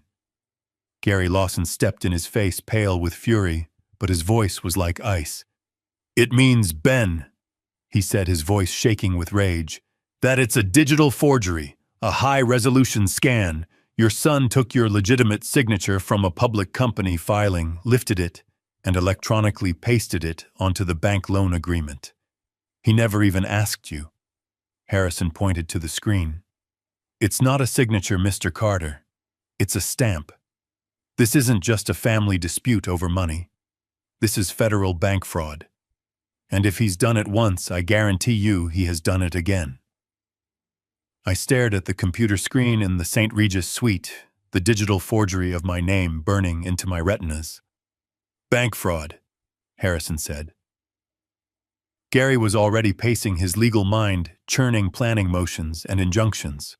But I held up my hand. The tremor was still there, a constant frustrating vibration from the beta blocker, but my voice was cold and clear. "It's not enough." Gary stopped pacing. "Ben, this is federal bank fraud. It's an open and shut case. We have the digital file. This is a slam dunk." "It's a financial crime," I corrected him. "It's Matthew's word against mine. He'll just say I authorized it verbally. He'll say I'm senile and forgot. He'll use the very fog that they created as his defense. I have the what, but I don't have the how. I don't have the poisoning. I need to see them. I need to see the pill. I need to hear them admit it. I need undeniable, irrefutable proof." Gary understood immediately. The house. You need eyes and ears in the house. Exactly. I picked up my secure encrypted phone. I didn't call the standard security firm Carter Holdings uses. Matthew would have access to those logs. I called a high-end discreet security contractor. Gary recommended a firm run by ex-Special Forces. This is Benjamin Carter. I have an urgent high-priority situation at my residence. I need a covert surveillance installation. Audio and visual. Micro cameras. In my study and in the kitchen. And I need it done in the next 3 hours. No questions asked. The voice on the other end was pure business. The premises will be clear. My son and daughter-in-law live with me, I said. He is at Carter Holdings. She is at Mount Sinai. They will not be home until 6 p.m. You have a 4-hour window. We'll need remote access to the house systems, the man said. Gary Lawson has my full authority. He will grant you access. I want the feeds sent to a secure encrypted server I can access from anywhere. Can you do that, Mr. Carter? The man said, his voice flat. We can put a camera inside a sugar cube. This will be done. I hung up. For the next 3 hours, I paced the suite while Gary and Harrison's team kept digging. They were finding more shell companies, more suspicious transfers. But my focus was on the house. At 3:45 p.m., Gary's phone buzzed. The install is complete, he said. The feeds are live. They're invisible, hidden in the smoke detectors in the kitchen and the study. They're active as of right now. It was time to go home. It was time to step back into the cage. I had the St. Regis driver drop me 2 blocks from my house. I walked the rest of the way, deliberately shuffling my feet, allowing the exhaustion of the red-eye flight, which I hadn't slept on, to settle over me like a shroud. I fumbled with my keys at the front door, making a show of it just in case Matthew had his own cameras. I was the perfect image of a defeated, frail, confused old man. I pushed the door open. I heard their voices from the living room. They were laughing. I staggered into the doorway, letting my briefcase drop to the floor with a heavy thud. They both jumped up. Matthew's face, which had been relaxed, tightened. Dad, you're back early. I thought you were staying the whole week. I gripped the doorframe, letting my hand shake violently. I looked at them, my eyes wide and lost. I couldn't. I mumbled, my voice thick. It was too much. Evelyn was instantly by my side, her face a perfect mask of professional concern, but her eyes were sharp, analytical, assessing me. Ben, what's wrong? You look worse than when you left. Did you and Emily have a fight? I don't know, I said, playing the part. She's so angry at me. And the flight. I got so dizzy. I felt worse, Evelyn. So much worse. I think I made a terrible mistake. A mistake? What mistake? Matthew asked. Stepping closer, his brow furrowed. I looked directly at Evelyn, my eyes pleading, pathetic. I was giving the performance of my life. The medicine. Your vitamin. The gray one. I saw it. Just for a split second, a flash of pure cold panic in her eyes. The thought that her victim was off the leash. What about it, Ben? She asked, her voice dangerously quiet. I stopped taking it, I whispered, as if confessing a terrible sin. I thought maybe it was the problem. I wanted to see. And I felt awful. Worse than ever. The fog. It was terrible, Evelyn. I couldn't think at all. I think I need it. I'm sorry I ever doubted you. I don't feel right without it. I watched them. I watched the panic in Evelyn's face recede, replaced by something else. I watched the tension in Matthew's shoulders relax. I watched them exchange a look. It was not a look of love, it was not a look of relief. It was the look of zookeepers who had just found their escaped animal, confused and starving, waiting by the cage, begging to be let back in. It was a look of pure, unadulterated victory. Evelyn's face softened back into its familiar saccharine mask of pity. She let out a soft, forgiving laugh. "Oh, Ben," she cooed, patting my arm. "You poor thing. You scared me half to death. You can't just stop your regimen like that. You're not a doctor." Matthew clapped me on the shoulder a little too hard. "Dad, you really gave us a fright. We told you that stuff was important. You're home now. We'll take care of you." Evelyn smiled, her eyes glittering. "Of course we will. You just sit down and rest. I'll go get your coffee. And I'll fix your medicine a fresh dose. Everything will be back to normal in no time." I was in my bedroom, which I had now come to think of as my command center. The suite at the St. Regis had been for planning. My home was now the stage. On my nightstand next to the bed I had shared with Sarah for 45 years sat the tablet Gary had provided. The screen was split, showing 2 silent live feeds, the kitchen and my study. I had been awake since 5 a.m., my body vibrating with the high dosage of the beta blocker, but my mind was a razor. I was waiting. At 7:30 a.m. she appeared on the kitchen feed. Evelyn. She was dressed for her day at the hospital, immaculate in her white coat, her hair pulled back. She looked every bit the professional, compassionate doctor. She began her routine. She pulled the coffee beans from the grinder. She poured filtered water into the machine. It was all so normal, so domestic. Then she paused. She looked left toward the dining room. She looked right toward the main hallway. The kitchen was empty. She was alone. My heart was hammering against my ribs, a dull, painful thud. "Show me," I thought. "Do it." She reached up not to the cabinet with the coffee mugs, but to the small spice cabinet above the stove. She reached behind the neatly organized rows of paprika and thyme, and she pulled out a small, dark, amber prescription bottle. No label. I held my breath. She twisted the child-proof cap, her movements quick and practiced. She tapped one of the large, dull gray pills into the palm of her hand. She glanced at it for just a second. Then she walked to the counter where Sarah's heavy marble mortar and pestle still sat. She dropped the pill in. I watched my blood turning to ice as my daughter-in-law, Dr. Evelyn Hayes, methodically crushed the vitamin into a fine gray powder. She tapped the pestle on the side of the mortar, ensuring every grain was loose. She looked over her shoulder one last time.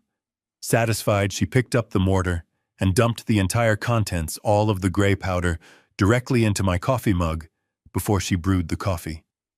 She then placed the mug under the machine and pressed brew. The dark, hot liquid streamed down, mixing with the poison, dissolving the evidence. She stirred it. Once, twice, 10 times, methodically. She placed the mug on the silver tray and walked out of the camera's view. A minute later, my bedroom door opened. "Dad," she cooed. "Good morning. I brought your coffee. You must be exhausted from your trip." She was smiling. That bright, false, clinical smile. She handed me the mug. It was still steaming. I could smell the rich, dark roast now laced with God knows what. "Thank you, Evelyn," I whispered. My voice was thick, but she would assume it was from weakness and sleep. She watched me. Her eyes didn't leave my face. She needed to see me drink it. She needed to ensure her patient was compliant. I raised the mug to my lips. My hand was shaking, a combination of the drug she was already giving me and the sheer violent terror of holding what I knew was poison. I let the hot liquid touch my tongue. It was bitter, more bitter than usual, but I forced myself to take a small sip, just enough to satisfy her. "Ah, good. Thank you, dear." She smiled, her duty done. "Of course. Now I have rounds at the hospital, and Matthew is working from home today. Just rest. You've earned it." She turned and glided out of the room. The moment the door clicked shut, I swung my legs out of bed, ran to my private bathroom, and spat the remaining coffee into the sink. I turned on the faucet, washing the brown liquid down, scrubbing my mouth, my hands gripping the marble counter, as a wave of nausea and rage washed over me. I had it. I had the how. That evening I set the stage for the second act. I was in my study, not at the desk, but in the large leather armchair by the fire. The television was on, tuned to some mindless news program, the volume low. The tablet was hidden under a nearby blanket, but I wasn't watching it. I didn't need to. The micro camera in the smoke detector above my head was live recording. I was performing for it. I let my head loll to the side. I let my mouth hang slightly open. I focused on the tremor in my hands. I was the perfect picture of a heavily medicated, confused, and fading old man. At 8 p.m., Matthew came in. He didn't greet me. He was on his phone looking annoyed. He walked straight to the large built-in safe hidden behind the painting of my late wife. I watched him. He spun the dial. My combination. Sarah's birthday. My stomach tightened. He knew it. The heavy steel door swung open. He reached inside, past my stock certificates, past Sarah's jewelry I kept there. He pulled out a thick blue legal-sized folder. He closed the safe, spun the lock, and only then did he turn to me. He stood there for a moment, just looking down at me. I could feel his contempt from across the room. "Dad," he said, tapping my shoulder. Not gently. I startled, blinking, looking up at him as if through a thick fog. "Matthew, what? What time is it?" "It's late, Dad," he said, his voice impatient. "But I just need you to sign something quickly. It's just some routine insurance paperwork for the company. End of quarter stuff. The lawyers need it." He opened the folder and dropped it onto my lap. He put a pen in my hand. I stared at the pages. They weren't insurance forms. Even upside down, I could see the dense paragraphs. I saw terms like collateral agreement and primary lien. It was another loan, or worse. What is this?" I mumbled, pretending to squint at the text. "Just insurance, Dad." "It's fine, sign here." He pointed aggressively to the yellow sticky arrow at the bottom of the page. I looked up at him, letting my eyes look vacant, trusting. "Okay, son. If you say so." I picked up the pen. I knew this was being recorded. I knew this was the final nail in his coffin. I scribbled my name, a shaky, pathetic, illegible scrawl. The signature of a sick man. The signature of a man who was clearly not competent. "There you go," he said. He didn't wait for the ink to dry. He snatched the folder from my lap, checked the signature, and closed it. He didn't say goodnight. He just walked out of the study, tapping away on his phone the folder, with my forged incompetence tucked under his arm. I waited until I heard his footsteps fade down the hall toward the kitchen. I reached under the blanket and grabbed the tablet. I opened the secure feed and rewound the last 5 minutes. I watched the entire sickening scene play back. The safe, the lie, the document, the signature. I had it all. The poisoning, the fraud, both on crystal-clear, high-definition video. The trap was set. Now I just had to wait for the call from Seattle. I was in Gary Lawson's conference room on the 45th floor overlooking Central Park. The view was spectacular, but I saw none of it. For 3 days, this room had been my safe house, my prison, and my war room. Harrison and his team were at the far end of the long mahogany table, their faces illuminated by the glow of their laptops, speaking in the quiet, cryptic language of forensic accountants. Gary was pacing by the window, his suit jacket off his tie loosened. He looked like he hadn't slept in days. None of us had. I was living on black coffee and adrenaline. I was still performing the role of the frail, recovering invalid for my family. I called home twice a day, my voice intentionally weak and shaky, telling Evelyn that the Seattle air was doing me good, but that I was still very, very tired. She was always so supportive, so loving on the phone. "That's right, Dad. You just rest. Don't you worry about a thing."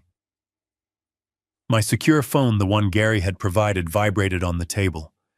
The screen read, "Dr. K. Tanaka." My heart stopped. This was it. The results from the Seattle lab and his own. I picked it up. My tremor was so bad I had to use 2 hands to steady the phone. I pressed the speaker button. The entire room went silent. Harrison and his team stopped typing. Gary froze by the window. "Doctor," I said. My voice came out as a dry croak. "Ben, thank you for picking up." Tanaka's voice was not the warm, concerned tone of a physician. It was cold. It was the clinical, precise voice of a man about to read an autopsy report. "I have the results, both from my own lab's analysis of the pill and the full toxicology panel from the Seattle clinic. The results are conclusive, and they are identical." I stared at the phone. "The pill," I whispered. The gray vitamin." "Ben," Tanaka said, and I heard him take a sharp breath as if bracing himself. "The pill you gave me is not a vitamin. It is not herbal. It is not an experimental compound from Switzerland. The primary active ingredient in that capsule is thallium sulfate." Thallium. The word hung in the air. It meant nothing to me. It sounded like an element from a high school chemistry class. Gary turned from the window, his face pale. "Thallium," he repeated, his voice barely audible. "What is that?" I asked. "A mineral, a supplement." "No, Ben." Tanaka's voice was sharp, cutting through my confusion. "Thallium is not a supplement. It is a heavy metal. It is odorless. It is tasteless. It is perfectly soluble in water or coffee.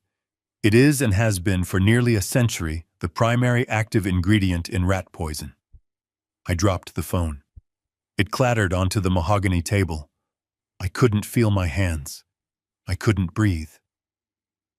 Rat poison.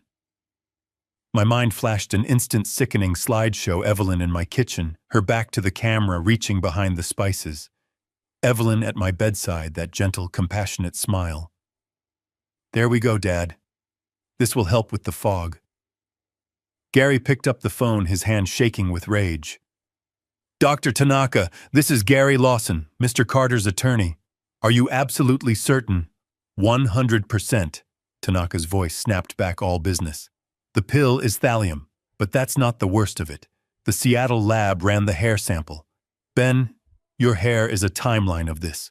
It shows a clear, progressive buildup over the last 6 months. And your blood work, your blood is saturated with it. This wasn't a one-time mistake. This is systematic, chronic daily poisoning." "But my symptoms," I choked out, finding my voice. "The shaking, the fog, Evelyn. Evelyn said I had atrial fibrillation. She said the beta blocker was to stop a stroke." "She lied," Tanaka said, and the fury in his voice was palpable. "Thallium is the perfect poison for their plan. It's a classic. It's the poisoner's weapon of choice because it perfectly mimics the symptoms of a rapid natural decline in the elderly." He was speaking faster now, the medical professional in him laying out the evidence piece by horrific piece. "It doesn't just make you sick, Ben. It accumulates. It builds up in your tissues week after week, month after month. And what does it attack first? The nervous system. It's a potent neurotoxin. The very first sign of chronic thallium poisoning is a peripheral neuropathy, a persistent, uncontrollable tremor in the hands and feet. Does that sound familiar?" I just stared at the phone, my own trembling hand confirming his diagnosis. Then, he continued, comes the confusion, the brain fog, lethargy, memory loss. It attacks the myelin sheath of your nerves, slowing down your thoughts until you can't connect them. It makes you feel exactly like you're losing your mind. He paused, and his next words landed like a physical blow. And the final classic sign, after months of exposure: hair loss.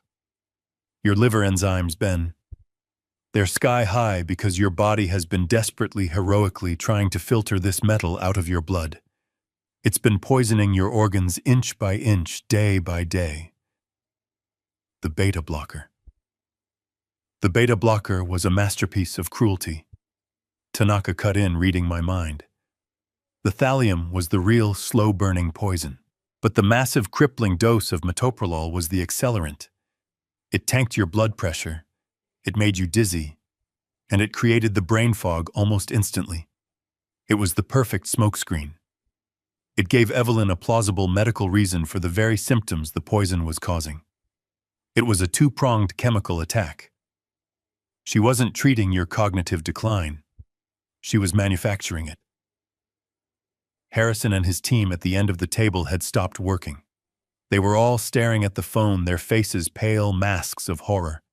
Gary put his head in his hands. "I need you to understand what I am telling you, Ben." Tanaka's voice concluded hard as a diamond. "This is not malpractice. This is not a mistake.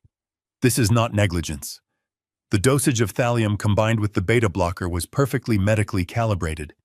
It wasn't high enough to kill you quickly that would attract an autopsy and suspicion. It was a slow burn, designed to last months, maybe a year." He took one final heavy breath. "They weren't just trying to make you seem confused, Ben. They were actively, medically, and methodically inducing a state of permanent neurological damage. They were trying to make you lose your mind, to have you declared legally incompetent. And if in the process your heart or your liver finally gave out from the strain, well, that would just be a terrible, tragic, natural death for a confused, sick old man." I was still staring at the phone on the conference table. The word poison was echoing in the silent room, a physical, sickening thing. Rat poison. They were feeding me rat poison. Gary had his head in his hands. The other two auditors were just staring, their faces white. I was drowning. The room felt like it was underwater. Then Harrison, the lead auditor, spoke. His voice was quiet, but it cut through the silence like a scalpel. "Mr. Lawson, Ben," he said, his eyes fixed on his main screen. "You need to look at this, now." Gary looked up, his face gray. "What is it, Harrison? It can't be worse than what we just heard." "It is," Harrison said. He didn't look up. He just pointed. "The $10 million loan. That was just the test run. That was just the beginning." I gripped the arms of my chair. My tremor, which had been a constant companion, now felt like an earthquake. What do you mean?" "I mean," Harrison said, "that your son is a machine. The digital forgery of your signature, he didn't just use it once. He's used it 17 times. 17 in the last 4 months. He projected his screen onto the large monitor at the end of the room. A list appeared. A long list of financial agreements, loan documents, and wire transfers, all dated, all for millions of dollars. "We were following the $10 million loan for Hudson Yards West," Harrison explained, his voice a grim monotone as he navigated the spreadsheets. "But that was a distraction. While we were focused on that, he was bleeding the company dry everywhere else." 17 times, I whispered. "But the banks, the lawyers, wouldn't they want to see me, to talk to me for a loan of that size?" "They would," Gary said, his voice choked with rage. "Unless—" Harrison clicked another file. A new document filled the screen. It was a legal document, a durable power of attorney. It was dated 5 months ago.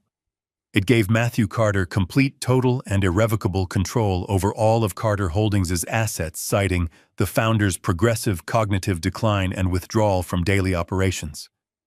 "This won't," Harrison said, "is the key. He didn't just forge your signature on the loans. He forged your signature on this. And then he had it medically certified." He pointed to the second page, a physician's affidavit attached to the power of attorney. It was a detailed medical opinion describing one Benjamin Carter as suffering from severe early-onset dementia, prone to paranoid delusions and no longer medically competent to manage his own affairs. It was signed by Dr. Evelyn Hayes. I looked at the screen. I saw the words. Paranoid delusions. Medically incompetent. They had worked in perfect, horrifying tandem. Evelyn wasn't just poisoning me to create the symptoms.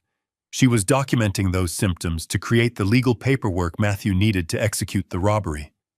While she was feeding me poison to make me look crazy, he was at the bank using her falsified medical reports to prove I was crazy. Ben, Gary said, his voice breaking. With this document, he didn't need you. He was you. He had the full legal authority to walk into any bank, sign any document, and leverage any asset he wanted. And that, Gary said, his voice dropping, is exactly what he did. Harrison clicked back to the spreadsheet. He didn't just mortgage the headquarters. He's mortgaged everything, Ben. The company's entire asset portfolio. The screen lit up with images of my life's work. The tower in Chicago. Leveraged, Harrison said, clicking. The 3 condo complexes in Miami. Leveraged. The undeveloped land in the Hamptons. The land you bought for Sarah? Leveraged. The cash reserves you were so proud of drained, used as collateral for margin calls. He wasn't just stealing. He was systematically dismantling a 40-year empire piece by piece and selling it for scrap, all while I sat in my study getting foggier, shakier, and thanking them for taking care of me. We've been tracking the wires for the last 3 days, Harrison said. The money didn't stay in the company accounts. It was wired out instantly to a series of offshore shell companies. The Hudson Yards West project, the one he told you about. It's a ghost. A corporate entity registered in the Cayman Islands. We've traced wires going from there to other accounts in Switzerland and Panama. I finally found my voice. It was a sound I didn't recognize, a dry rasp. How much? Harrison's face was grim. He highlighted the final number at the bottom of his spreadsheet. The total outflow. The sum of the theft. As of this morning, Mr. Carter, your son and his wife have successfully have stolen $40 million. 4. 0. In the last 6 months. $40 million. I had built a $100 million company. They had stolen almost half of it. I wasn't just being poisoned. I was being hollowed out. I was being erased. And they had left me with the debt, the leveraged buildings, and a company that was now just a shell primed to collapse the second I died or was declared incompetent. I could barely process the number. $40 million. It was an amount so large it felt meaningless. I looked at Harrison, my mind numb, my body cold. Where, I managed to rasp, where did it go? You can't just hide $40 million. Harrison's face was grim. He clicked another tab on his screen, and a complex flowchart filled the monitor. It was a spiderweb of logos and arrows leading from the central Carter Holdings account to a dozen smaller anonymous boxes. Oh, he's not hiding it, Mr. Carter. He's washing it. And he is moving it with terrifying speed. These are the wire transfers. He pointed to the largest arrow originating from the forged $10 million loan. This, he said, is the Hudson Yards West Project, LLC. The project Matthew told me about, I whispered. The one I was excited about. The project doesn't exist, sir, Harrison said flatly. It's a ghost, a shell corporation registered in the Cayman Islands. It has no assets, no employees, no physical address. It is nothing but a bank account, a digital bucket designed to receive stolen funds. Gary, my lawyer, stepped forward, his face pale. He looked like he was going to be sick. Harrison, the signatory. Who is the signatory on that account? Harrison clicked his mouse again. A corporate registration document appeared. It was incorporated 6 months ago, Mr. Lawson.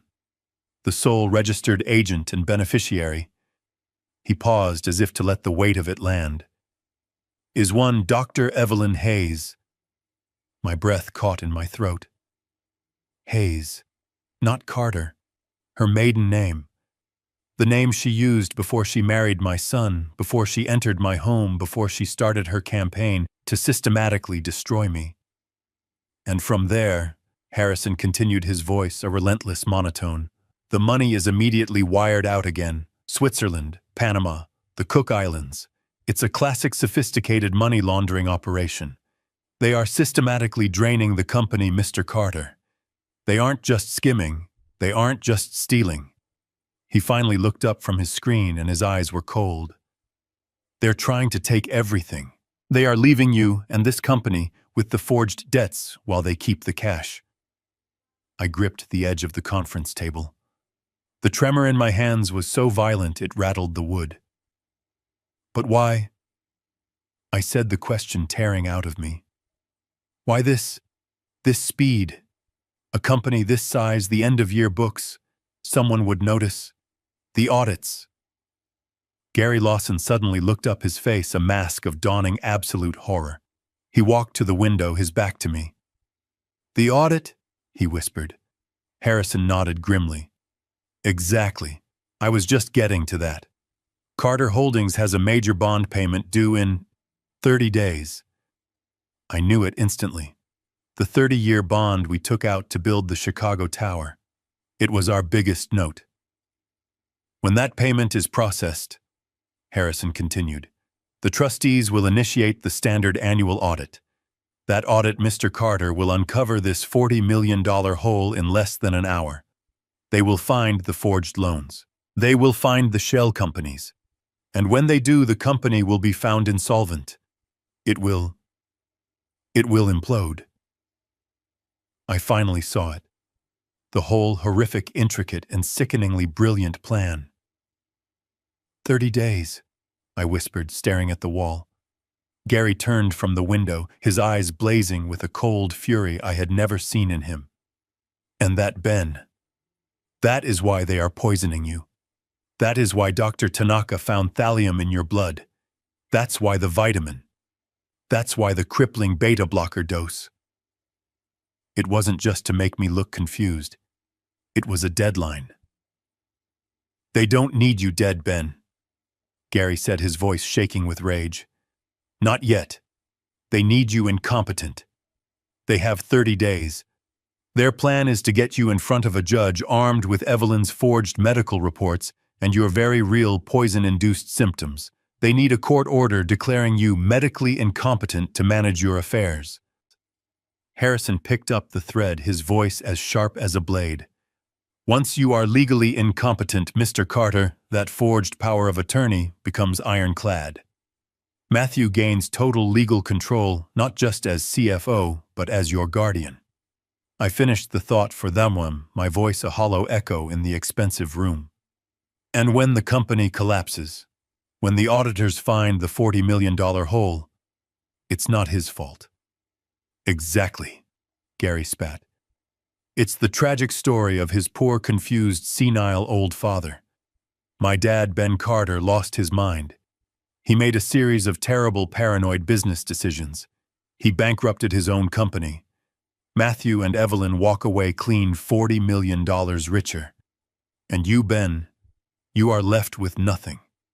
You're locked away in a nursing home, too confused to even defend yourself, while they mourn the tragedy they themselves created. They didn't just want my money. They wanted my life's work. They wanted my reputation. They wanted to destroy my name to cover their crime. I felt the blood freeze in my veins. It wasn't just a robbery. It was an execution. A slow, meticulous execution of my body, my company, and my name. They were going to leave me a drooling, confused shell in a nursing home, legally branded as an incompetent old fool who had destroyed his own legacy while they sipped champagne in the Cayman Islands. The $40 million was the prize, but the destruction of my reputation was the cleanup. It was the perfect crime. I looked at Harrison. I looked at his team of auditors who were staring at me with a mixture of professional detachment and profound pity. I looked at Gary, my oldest friend, who seemed to have aged 10 years in the last hour, his face a mask of pale, sickened rage. The tremor in my hands was raging, a violent rattling from the beta blocker, but inside a new cold clarity was forming. The fog was gone. The confusion was gone. The victim was gone. "Gary," I said. My voice was quiet, but it cut through the horrified silence of the suite. "I want them to pay." Gary turned from the window. His eyes were blazing. "Oh, they're going to pay, Ben. They're going to pay for every dollar, every forgery, and every single drop of poison. Harrison, you and your team have done your job. Pack up, get this evidence to a secure, redundant server, and send me the master file. You will speak of this to no one." The auditors, relieved to be dismissed from this family horror show, packed their equipment with silent efficiency and were gone in 5 minutes. The suite was silent again, just me and Gary. "So what's the plan?" I asked. "The plan is a righteous Old Testament-style takedown," Gary said, his voice dripping with ice. "We have the entire case. We don't need to dig anymore. We have the financial fraud, a $40 million wire fraud case that the FBI will drool over. We have the digital forgery of the power of attorney. And thanks to Dr. Tanaka and that Seattle lab, we have the medical proof of the poisoning. We're not just filing a civil suit, Ben. We're going to the district attorney's office. This is attempted murder, plain and simple." He was right. We had it all. "So I call the DA now," I said, reaching for the phone. "No," Gary said, putting his hand on mine. "Not yet. We have them. But they're smart. The second they're arrested, Evelyn will stop talking, and Matthew will lawyer up. Their defense will be exactly what they planned, that you were the senile one. That you begged them to cover your mistakes. That Evelyn was just giving you a placebo vitamin to calm your delusions. They will try to muddy the water, Ben. They will paint you as a paranoid old man lashing out. Then what?" I demanded. "We let them get away with it." "No," Gary said. A slow, cold, calculating smile spread across his face. It was the smile that had won me millions in contract disputes. "We don't just give the DA a case. We give them a confession. We need one more thing. We need to get them on tape in a room admitting their intent. We need to nail the motive shut so there is no escape." I understood instantly. They thought I was in Seattle. They thought I was confused and resting. They had no idea I was in this room, that I was clear-headed, or that we had just dismantled their entire conspiracy. "They're desperate," I said, the plan forming in my mind. "They have 30 days until that bond payment is due. They need me declared incompetent now." "Exactly," Gary said. "They're running out of time. They're going to get sloppy." "So I'll give them what they want," I said. I stood up. The tremor in my hands was still there, but I felt a strength in my legs I hadn't felt in a year. "I'm going to use their own greed, their own arrogance as the bait." "What are you proposing?" Gary asked, his eyes lighting up. "I'm going to call Matthew, tonight. I'm going to tell him my trip to Seattle was a disaster. That Emily agrees with him. That I'm scared, I'm confused, and I'm ready to retire. I'm going to tell him he was right all along." Gary's grin widened. "Oh, Ben, that's beautiful. That's diabolical. I'll tell him I'm calling an emergency board meeting. Tomorrow morning, 10 a.m. I'll tell him the purpose of the meeting is to officially announce my retirement and to name him my successor. Full control, CEO, effective immediately." "They'll be walking into a coronation," Gary whispered, savoring it. "And," I added, "I'll tell him to bring Evelyn. As my personal physician, I'll need her there to attest to my declining health, to assure the board that this decision is medically necessary. We'll get them both in that room. They'll be so high on their victory, so eager to finally push the confused old man off the throne, they won't be able to stop themselves from talking. And when they do, you," I said, pointing at Gary, "will make sure the DA and a team of detectives are waiting in the conference room next door. You'll have Dr. Tanaka on standby. And we will have Harrison's entire audit, the toxicology report, and the video of Evelyn poisoning my coffee queued up on the main screen. I walked to the window and looked out at my city. They thought I was pudding in their hands. They were about to find out I was concrete. Gary, make the calls. Set it up. Tomorrow morning, my son is expecting to get a company. Instead, he's going to get a life sentence. I sat at the head of the boardroom table in my chair for the first time in what felt like a lifetime. The room was tense. The other board members, old friends, men I had built this city with, looked confused. They had been summoned to an emergency meeting for my health announcement. Gary Lawson sat to my right, his face a granite mask. At the far end, Matthew and Evelyn sat together. They looked victorious. They looked confident. Matthew had a folder in front of him, no doubt containing his speech, accepting his new role as CEO. Evelyn sat beside him, the picture of the supportive wife, her face arranged in an expression of solemn, loving concern for me. They thought this was their coronation. They had no idea it was their execution. I let my hands tremble on the table. I let my voice shake. I played the part they had written for me one last time. Thank you. I began, my voice weak. Thank you all for coming, as you all know. I paused, taking a shaky breath. My health has been, well, it's not good. I'm tired. I'm confused a lot of the time. I looked at my son. He nodded, his face the perfect mask of pained sympathy. Matthew, you've always said I should rest, that I should retire. Matthew leaned forward, his voice low and respectful for the benefit of the board. Dad, we just want what's best for you. You've earned your rest. I know, I said. I know you do. I paused, then looked up. I let my voice clear. I let it become the voice that had chaired these meetings for 40 years. Cold, clear, and absolute.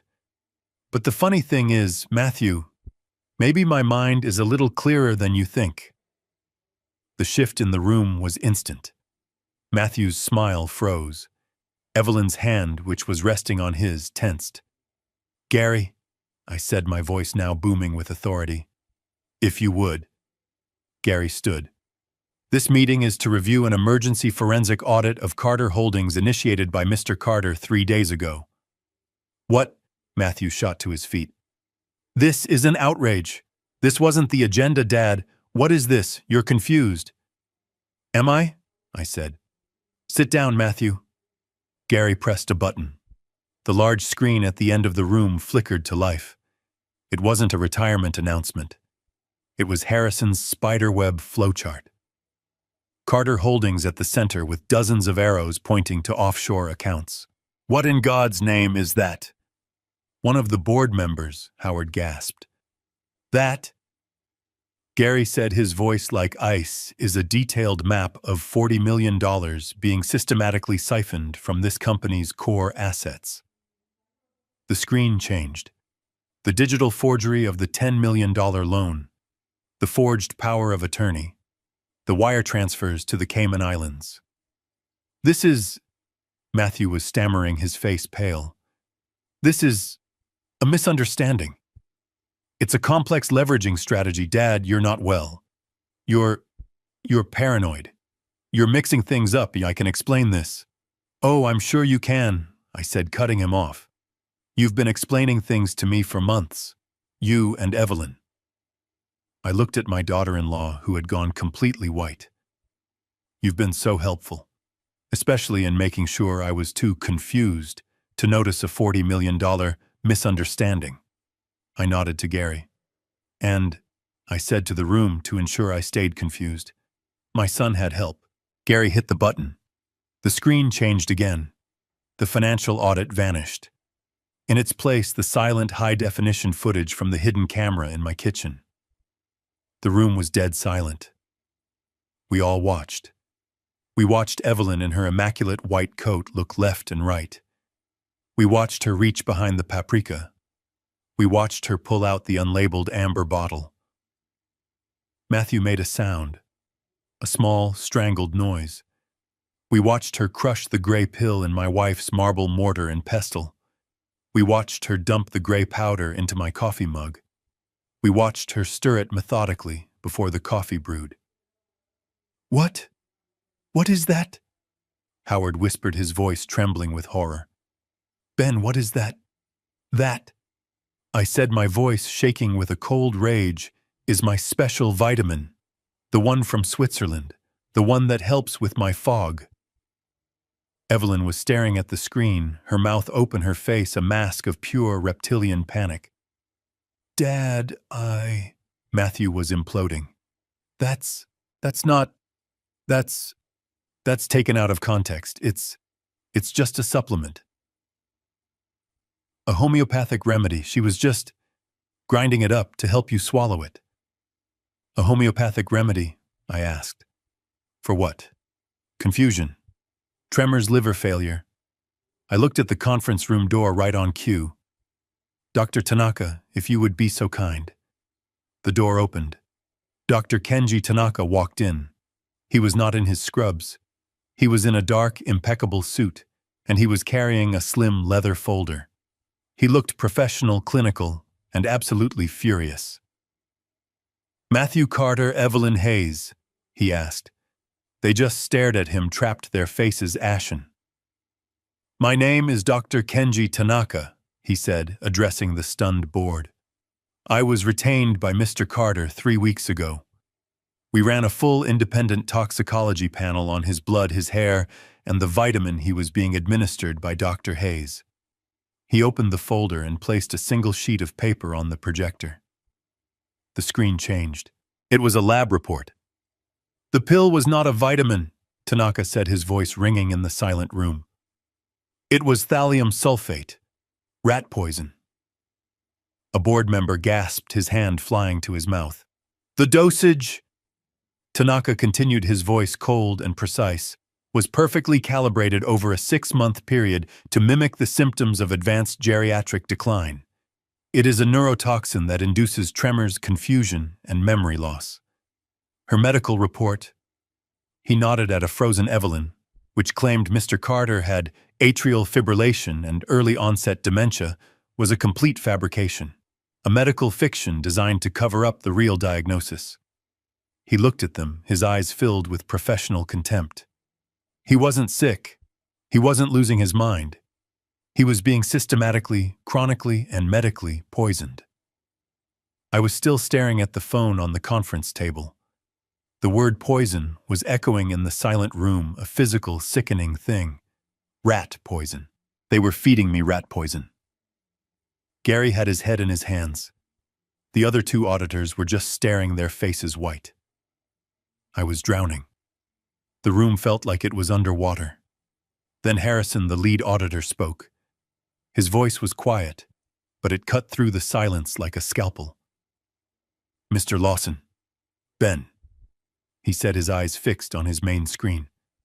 "You need to look at this. Now." Gary looked up, his face gray. "What is it, Harrison?" "It can't be worse than what we just heard." "It is," Harrison said. He didn't look up, he just pointed. "The $10 million loan. That was just the test run. That was just the beginning." I gripped the arms of my chair. My tremor, which had been a constant companion, now felt like an earthquake. What do you mean?" "I mean," Harrison said, "that your son is a machine. The digital forgery of your signature. He didn't just use it once. He's used it 17 times. 17. In the last 4 months."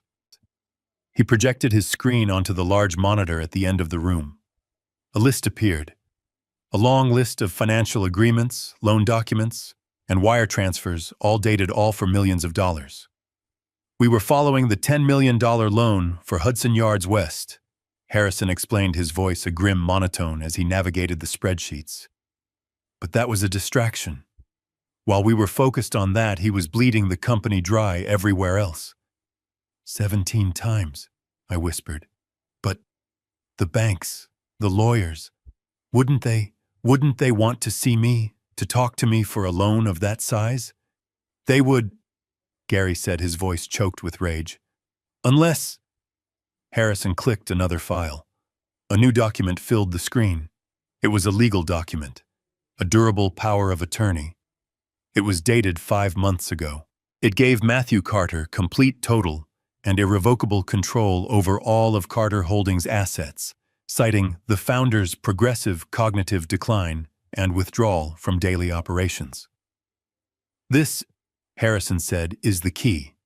He didn't just forge your signature on the loans, he forged your signature on this, and then he had it medically certified. He pointed to the second page, a physician's affidavit attached to the power of attorney. It was a detailed medical opinion describing one Benjamin Carter as suffering from severe early-onset dementia, prone to paranoid delusions, and no longer medically competent to manage his own affairs. It was signed by Dr. Evelyn Hayes. I looked at the screen. I saw the words, paranoid delusions, medically incompetent. They had worked in perfect, horrifying tandem. Evelyn wasn't just poisoning me to create the symptoms. She was documenting those symptoms to create the legal paperwork Matthew needed to execute the robbery. While she was feeding me poison to make me look crazy, he was at the bank using her falsified medical reports to prove I was crazy. Ben, Gary said, his voice breaking. With this document, he didn't need you. He was you. He had the full legal authority to walk into any bank, sign any document, and leverage any asset he wanted. And that, Gary said, his voice dropping, is exactly what he did. Harrison clicked back to the spreadsheet. He didn't just mortgage the headquarters. He's mortgaged everything, Ben. The company's entire asset portfolio. The screen lit up with images of my life's work. The tower in Chicago, leveraged, Harrison said, clicking. The 3 condo complexes in Miami, leveraged. The undeveloped land in the Hamptons, the land you bought for Sarah, leveraged. The cash reserves you were so proud of drained, used as collateral for margin calls. He wasn't just stealing. He was systematically dismantling a 40-year empire piece by piece and selling it for scrap, all while I sat in my study getting foggier, shakier, and thanking them for taking care of me. We've been tracking the wires for the last 3 days, Harrison said. The money didn't stay in the company accounts. It was wired out instantly to a series of offshore shell companies. The Hudson Yards West project, the one he told you about. It's a ghost. A corporate entity registered in the Cayman Islands. We've traced wires going from there to other accounts in Switzerland and Panama. I finally found my voice. It was a sound I didn't recognize, a dry rasp. How much? Harrison's face was grim. He highlighted the final number at the bottom of his spreadsheet. The total outflow. The sum of the theft.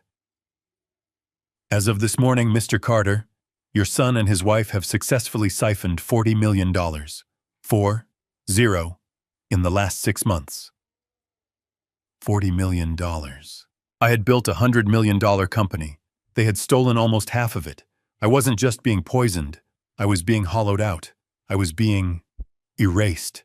And they had left me with the debt, the leveraged buildings, and a company that was now just a shell primed to collapse the second I died or was declared incompetent.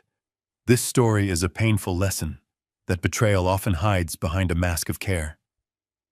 It teaches us to always trust our instincts. When something feels fundamentally wrong, even if the world or your own family tells you that you're confused or mistaken, seek objective outside proof. True strength isn't just in building an empire. It's having the courage to fight for your truth, your health, and your legacy when those you trust most are the ones trying to tear it all down. Never let anyone convince you to doubt your own mind, especially when they are the ones providing the fog. Do you believe in trusting your gut instinct? Have you ever felt underestimated by the very people who were supposed to protect you? Share your own story in the comments below. Hit that like button and subscribe for more stories where the truth, no matter how deeply buried, is finally brought to light.